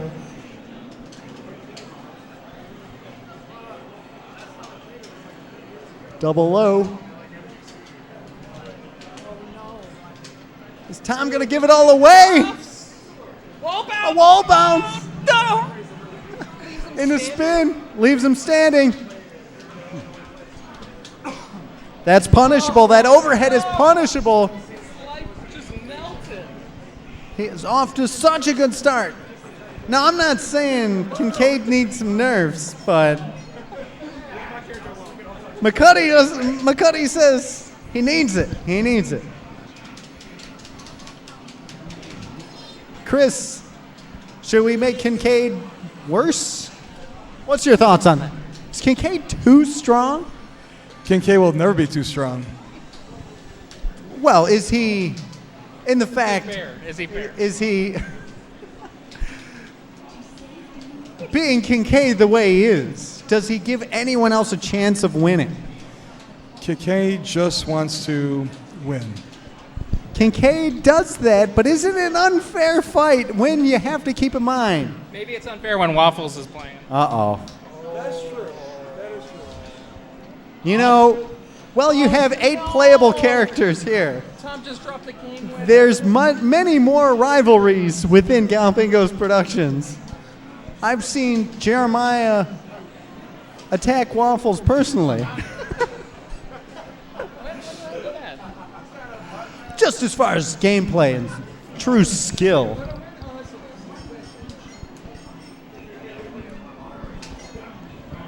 All right. I don't take winner. Uh-oh. The big dog is stepping in. Jeremiah, right now, the best Dark Presence player in the world, will be playing the winner. If he loses, then maybe the title will be changed. GGA Jeremiah, the original hardcore champion. I don't know. All I know is if Jeremiah loses, then whoever beats him, that character gets nerfed. Vale used to have this overhead. And it was a wall bounce. You leaving? Oh, hold on.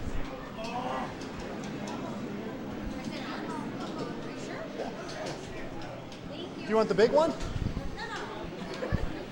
Give her the big one. Where's the other one? Yeah, you can take that one. Take the big one. Take the big one. That's the medium. I'll get you the larger one when they're ready.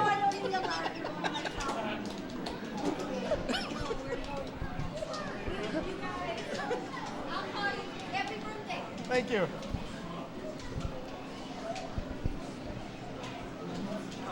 No, it was going to be Waffles. Oh, the overhead. He blocks the overhead. Misses the low. Oh, that's it. McCuddy stays. Waffles walks away.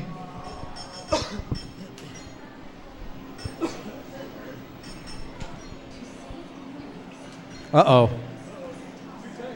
The Tanks going at it. Kincaid, played by Chris Delutri, versus Titan, played by Lumbo.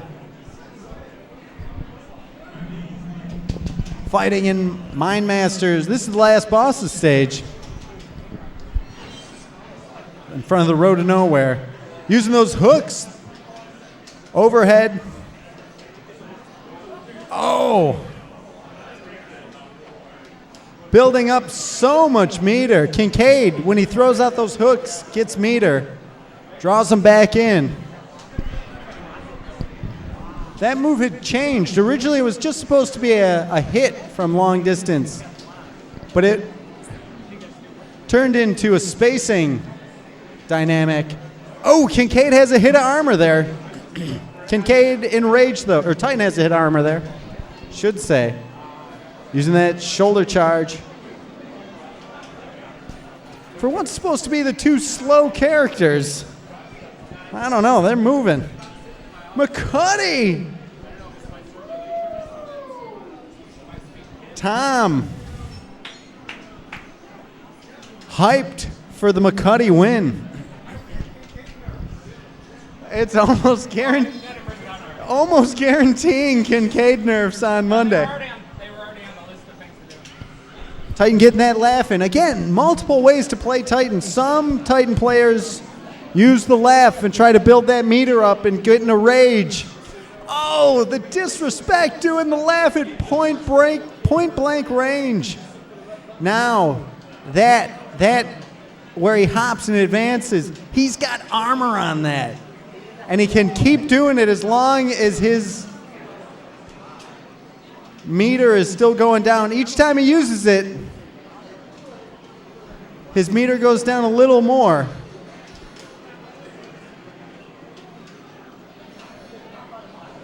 Using that laugh again. Is he going to get in a rage twice? But Kincaid now in rage.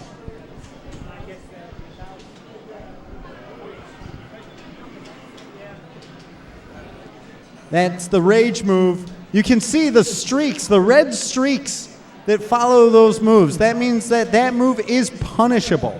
If the streaks that follow the character, like that one, that's a white streak, so that move is not punishable. That's a safe move. McCuddy and his unstoppable Kincaid.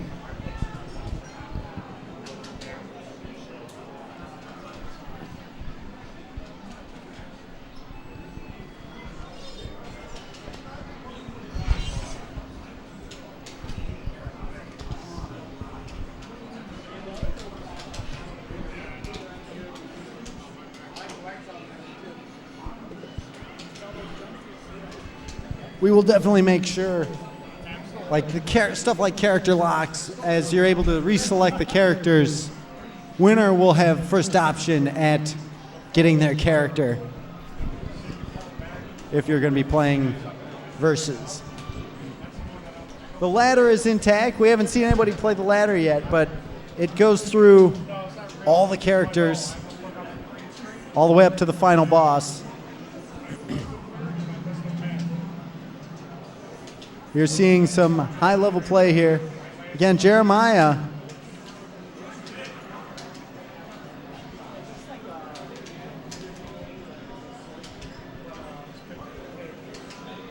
He's going for that third laugh, goes right into rage.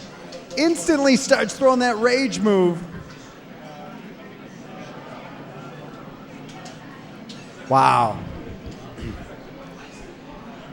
Those eyes, that's Mind Master, the final boss.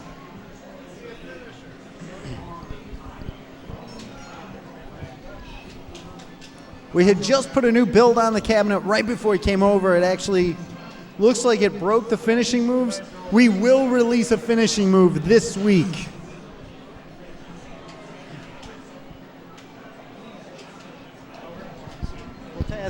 We'll task Waffles with that, to make sure that a finishing move gets released this weekend, or this upcoming week.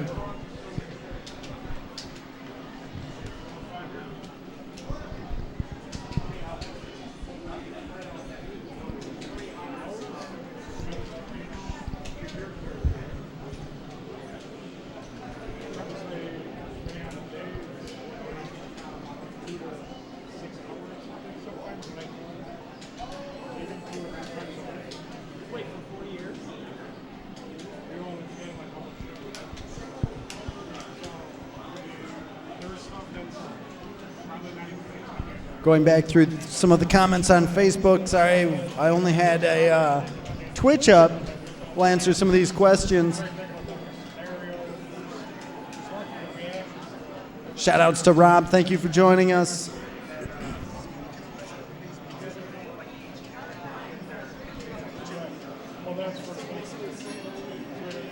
Rob, we are using IL sticks on this one. Greg, yeah, we have,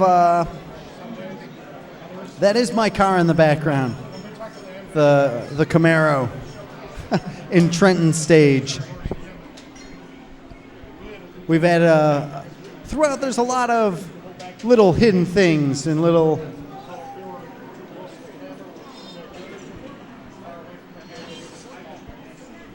points of interest. If the story pretty much makes everything in the background. That building in the background, and this is Kyla's stage. That is the Distant Empire. It's a bounty hunter organization in the background there.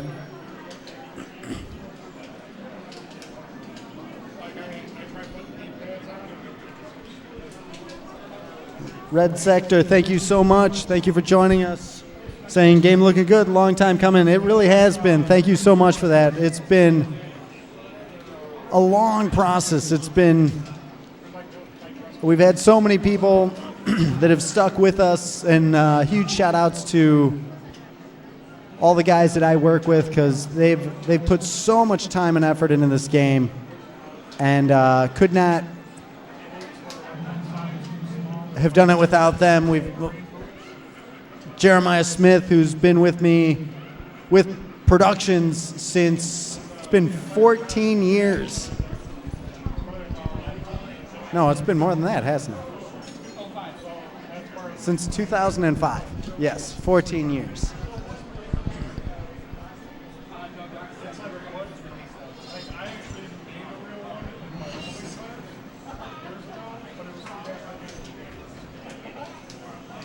So, huge thanks to Jeremiah Smith, Tom Nieder, Nick Edgerton, Eddie Perez, Will Cyril. Sorry. Will Cyril. I have never said his name right on my first time.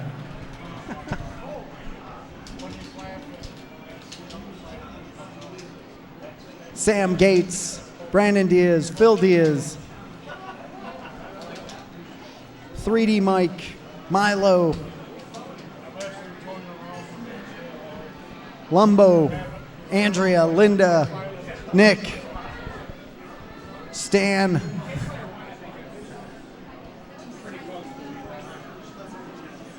Jerry. And this will be our last one, and then we can do the last couple of matches. If anybody else wants to hop on. Shout outs to Krell. Thank you for joining us. Chris. Thanks to Chris as well, who played Kincaid. It's been, again, the development time has been huge on this. Opening up the arcade was a unexpected, time-consuming thing, which put us back a little bit. It was already behind schedule, but open up the largest arcade in the world, it's definitely not something most production companies have to deal with while working on a video game.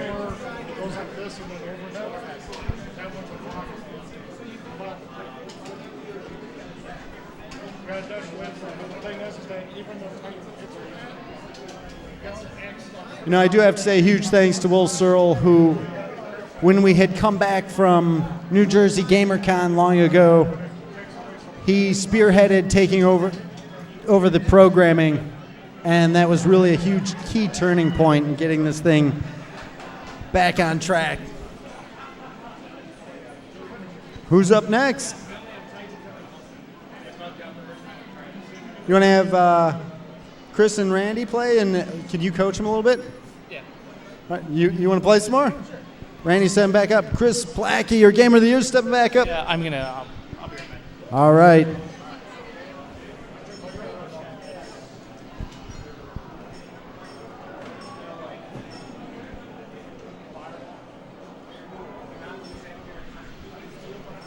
There are no mirror matches.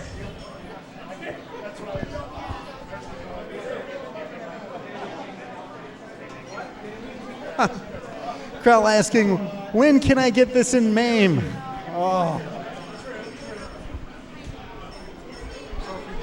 It's...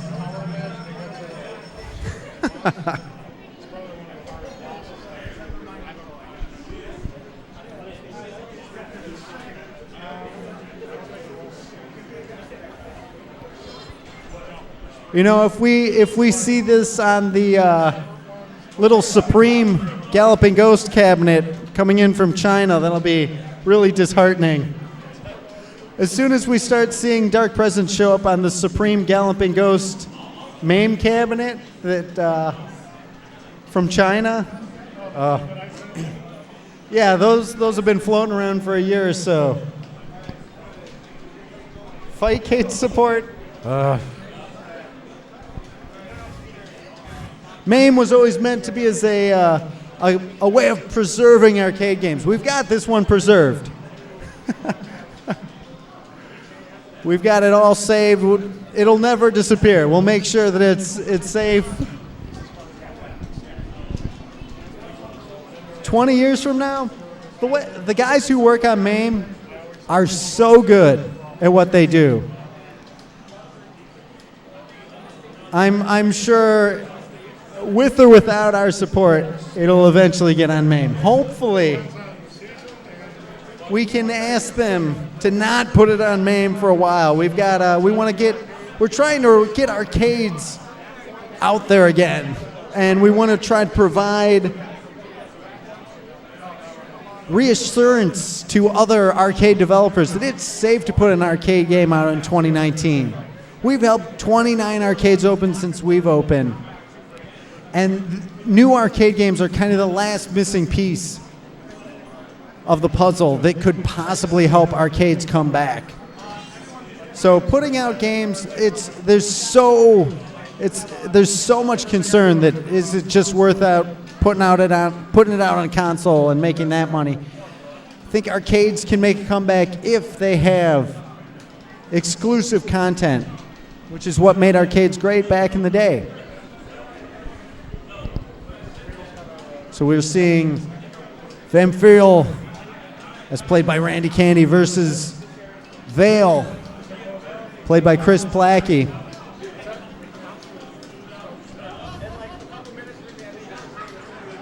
Vampirial, played by Nick Jansa,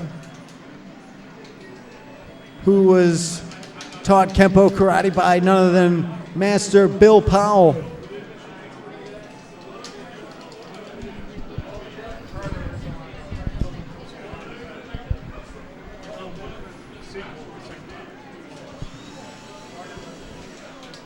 Red Sector asking how much is a cabinet? We have not put out a final price. We're doing a series of cabinets. There'll be the deluxe cabinet. We'll have all the features, including the USB ports, the 7-inch touch screens, the shock bands, of course the GPS, the prize dispenser. We have, for those just joining us, we've got 7-inch resin statues of all the characters. If you are the first to finish the game on any particular cabinet, say you picked Kyla and you finish the game on, once you see it, the machine will actually dispense the 7-inch painted resin Kyla statue sculpted by Chris Elizardo, who used to sculpt for McFarlane Toys. He did stuff like, he worked on Spawn and all the other great games that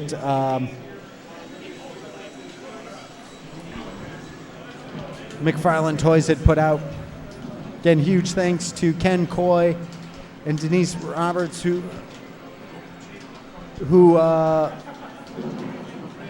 did the recasting and painting of our statues. Denise, always a phenomenal job with the paint jobs. Thank you, Krell. The statues, there's so many little things. Playing Mortal Kombat back in the day, there was not a lot of accurate character merchandise. There was not a lot of, there's so many things that made us kind of look back and be like, oh, this is what I wanted in Mortal Kombat. While Mortal Kombat, the story has grown over the years. Essentially, it was a very short script, and they had to go back and add a lot of detail and elements to it. And it's why it was never always the smoothest of stories. We spent a lot of time writing a very cohesive story from Dark Presence through Conquering Light. That was one of those things that I always wanted. It was like, man, what if Mortal Kombat gave you a statue? And you can see we went on, that held so true. We ended up doing victory stand statues of many of the Mortal Kombat actors. If you search for it, we've got like most of the characters from the original Mortal Kombat, 12-inch resin statues.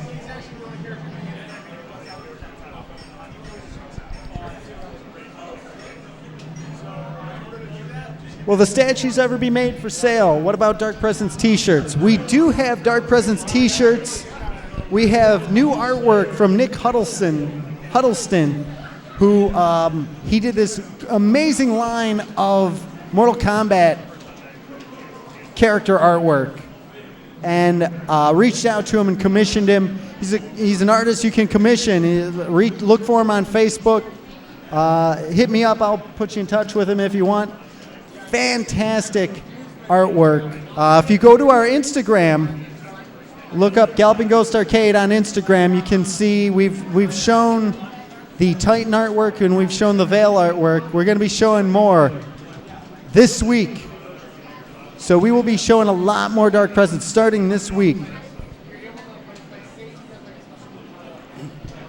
Dark Presence and Conquering Light comics or something. We actually, back in the mid-90s, we did a comic book, 32-page comic book.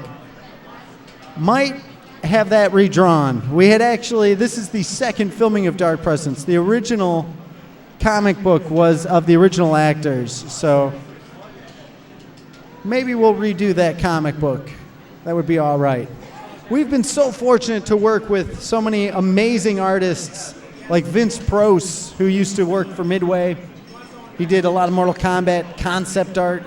We've got artwork of, we've shown his artwork out there, so we'll make some posts of that.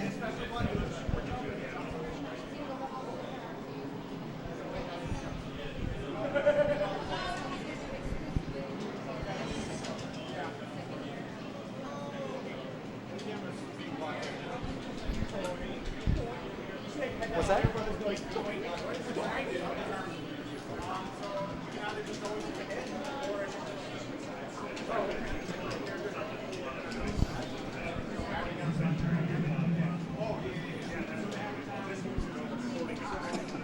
Shout outs to Bunnies from Hell. Thank you for joining us.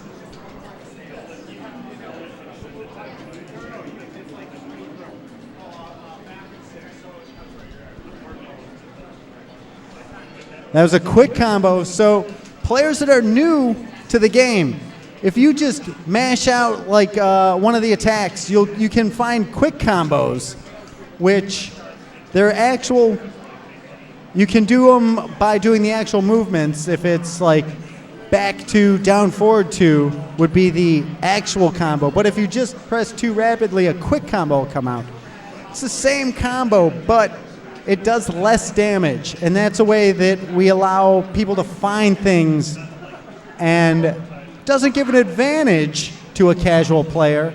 A pro player that's doing the combos properly will still have the advantage, but it's something to get you into the game a little bit more and find out how the moves might work. Veil taking the win. That Galloping Ghost tattoo on Veil. I don't know. I've got a Galloping Ghost tattoo on the same shoulder, no less. But then again, so does Crystal Lutri has a Galloping Ghost tattoo.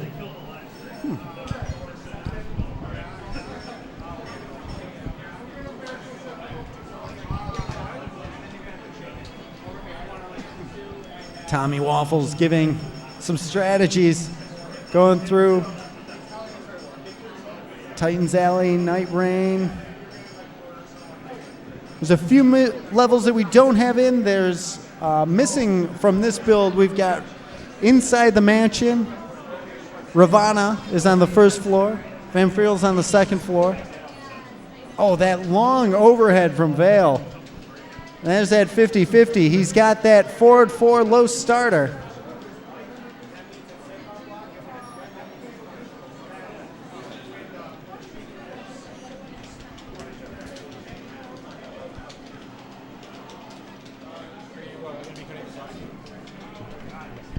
We'll go about.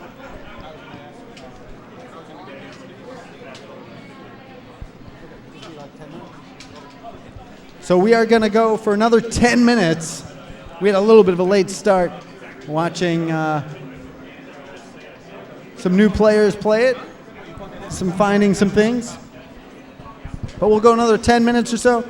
Make sure we're here in the stream chat, so any questions, ask away. You're watching Dark Presence at today's Developers Day here at the Galloping Ghost Arcade.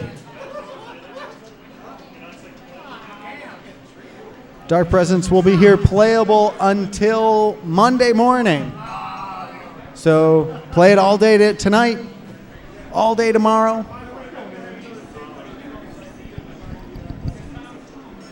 And then it'll be back off the floor down at the productions offices,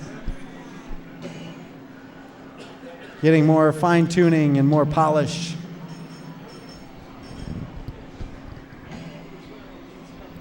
Bunnies from Hell. Yeah, Wilson has some long kicks. The reach.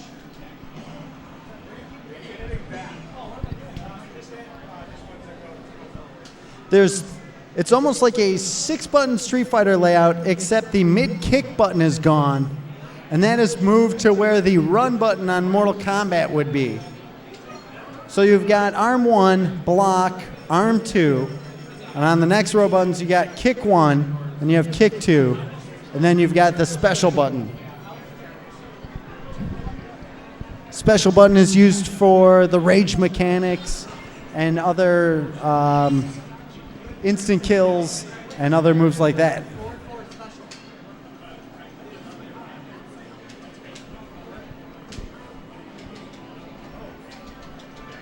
Similar to the UMK3 layout, except the block button is raised up in between the top 2 buttons.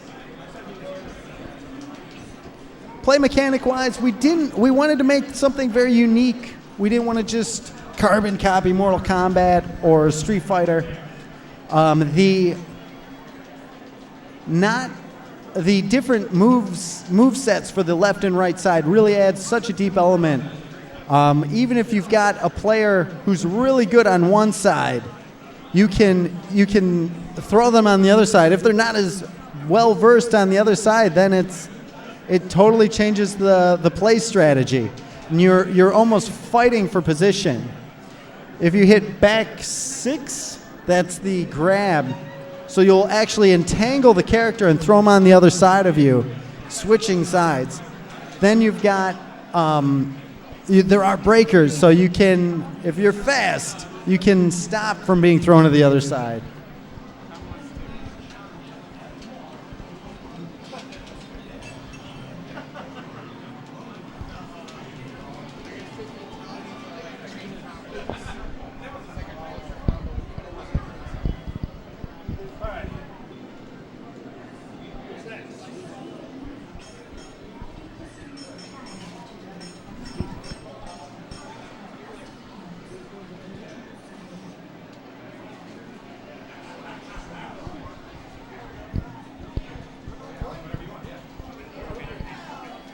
Krell, we do have finishing moves. They're shot very cinematically.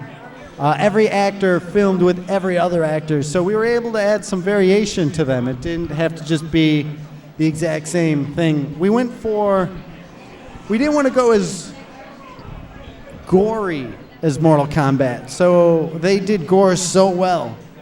So we distinguished gore from violence. We went with pretty violent, but we will show a finishing move this week. We will do a live stream of it. What's that? Can I add a quick note for the game? Yeah. Yeah. For the stage We'll have, if you want to run it. Hey, Eddie. Can you get him a piece of paper? Crime Fighter asking, are there friendships? There are not.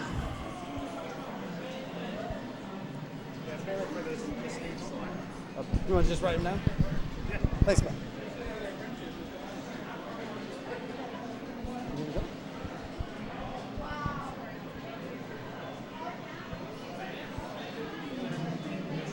Hold on, I will turn the mic over to Pete real quick. All right, everyone. Doc just needs to step away for a sec. So I guess this is going to be near the end of our demo. Stress tests, whatever you want to call it. Beta, alpha, gamma. It's a gamma test. Testing for radiation. Yeah. Animalities filmed at the zoo. No comment. Tommy, you want to take over? Yeah.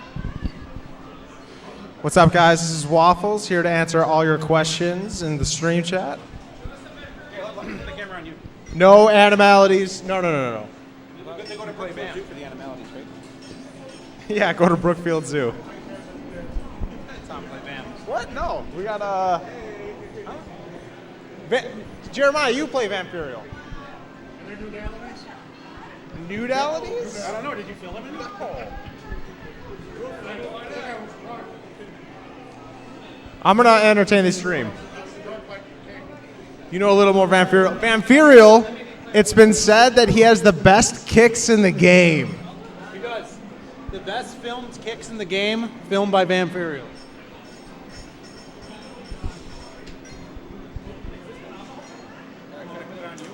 On them. Oh, yeah, sorry.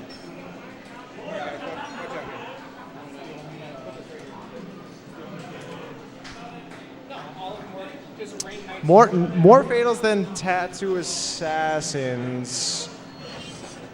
Possibly. I don't know. How many were in Tattoo Assassins?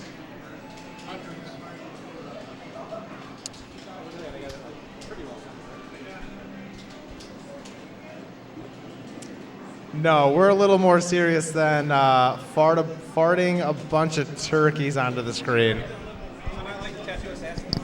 No, it's not quite like that.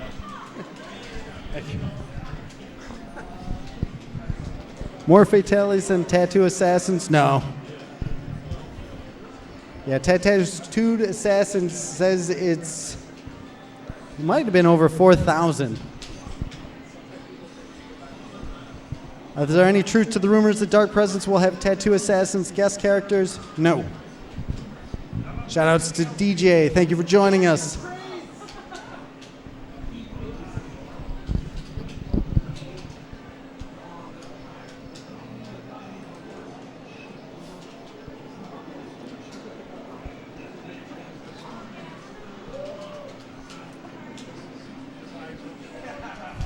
We are watching Jeremiah as Vampirial and Phil Pops as Kincaid.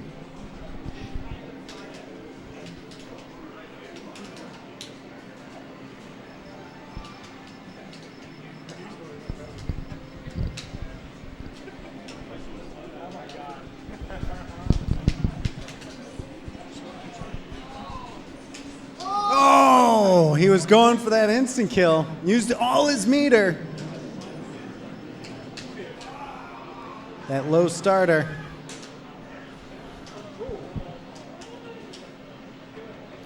Lots of chip. Is he going? Oh, he gets him.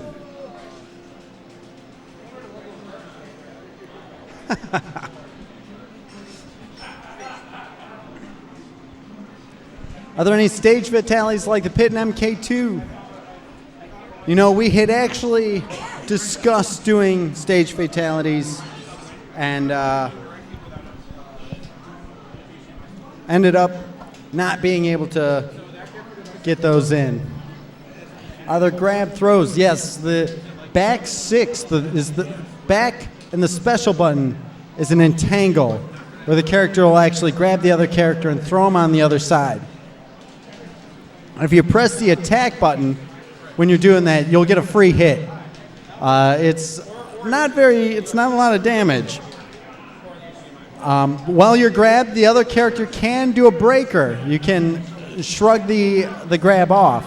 But again, that's where it comes into a big play in a fight for positioning when the movesets are different from side to side. So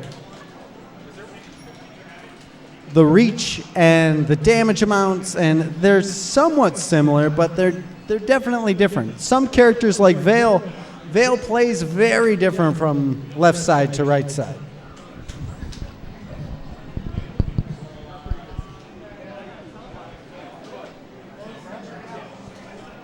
For throw, is breaking a throw reactable? Would you say it's reactable? No? 10 frames. It is only a 10 frame window, so yeah, it is. They are not. The throws are not reactable.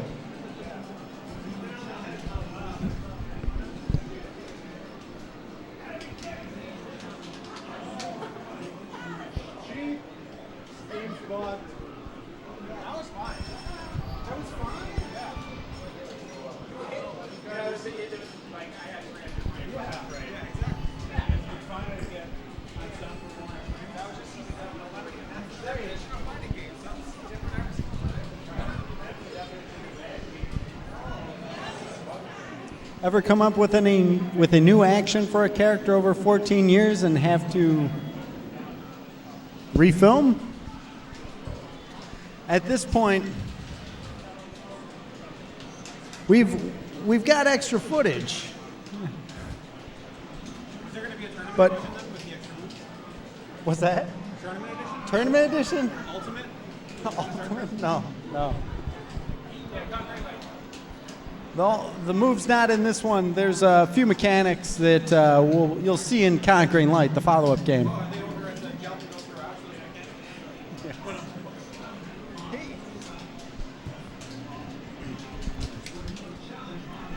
All right, after this match, that'll wrap up our live stream. Probably 2 minutes left.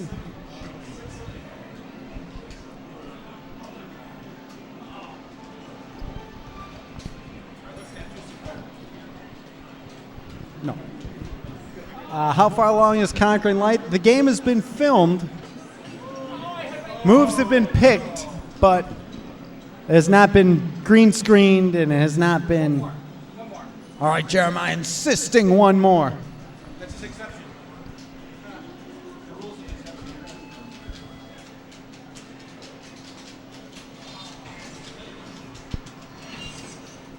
We should build a direct feed camera system into the cabinet. We will. I thought we could do it just now, but it requires long HDMI cable. We probably need one anyway.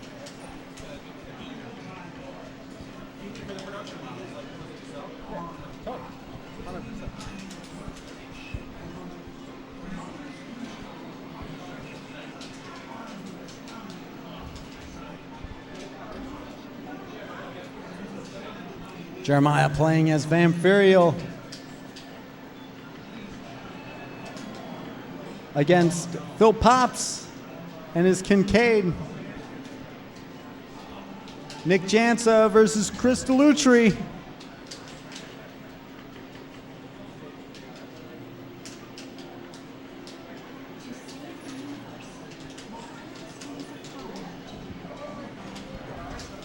The Rage. That long overhead. Oh!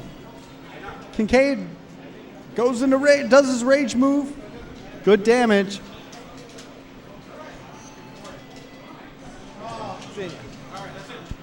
All right. That is going to do it for the live stream. Red Sector asking how many finishers per character, and is there other finishers other than fatalities, like environmental finishers? There are not environmental finishers.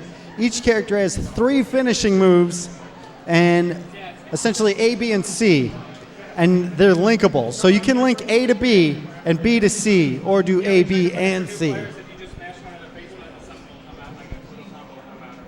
there any truths or rumors that we're working on Capcom Street Fighter versus Dark Presence crossover game? No.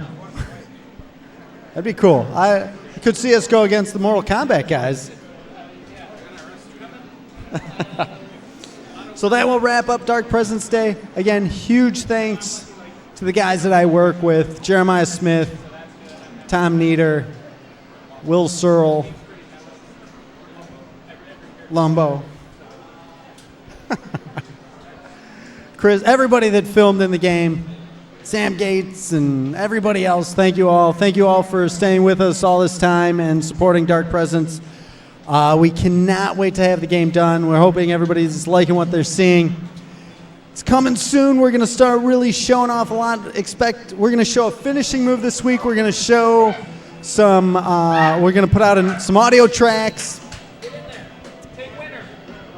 It's going to be good. So thanks, everybody, for today's Dark Presence Day. Thank you all so much for coming. Hope everybody had fun. Hope everybody liked what they're seeing. Yeah.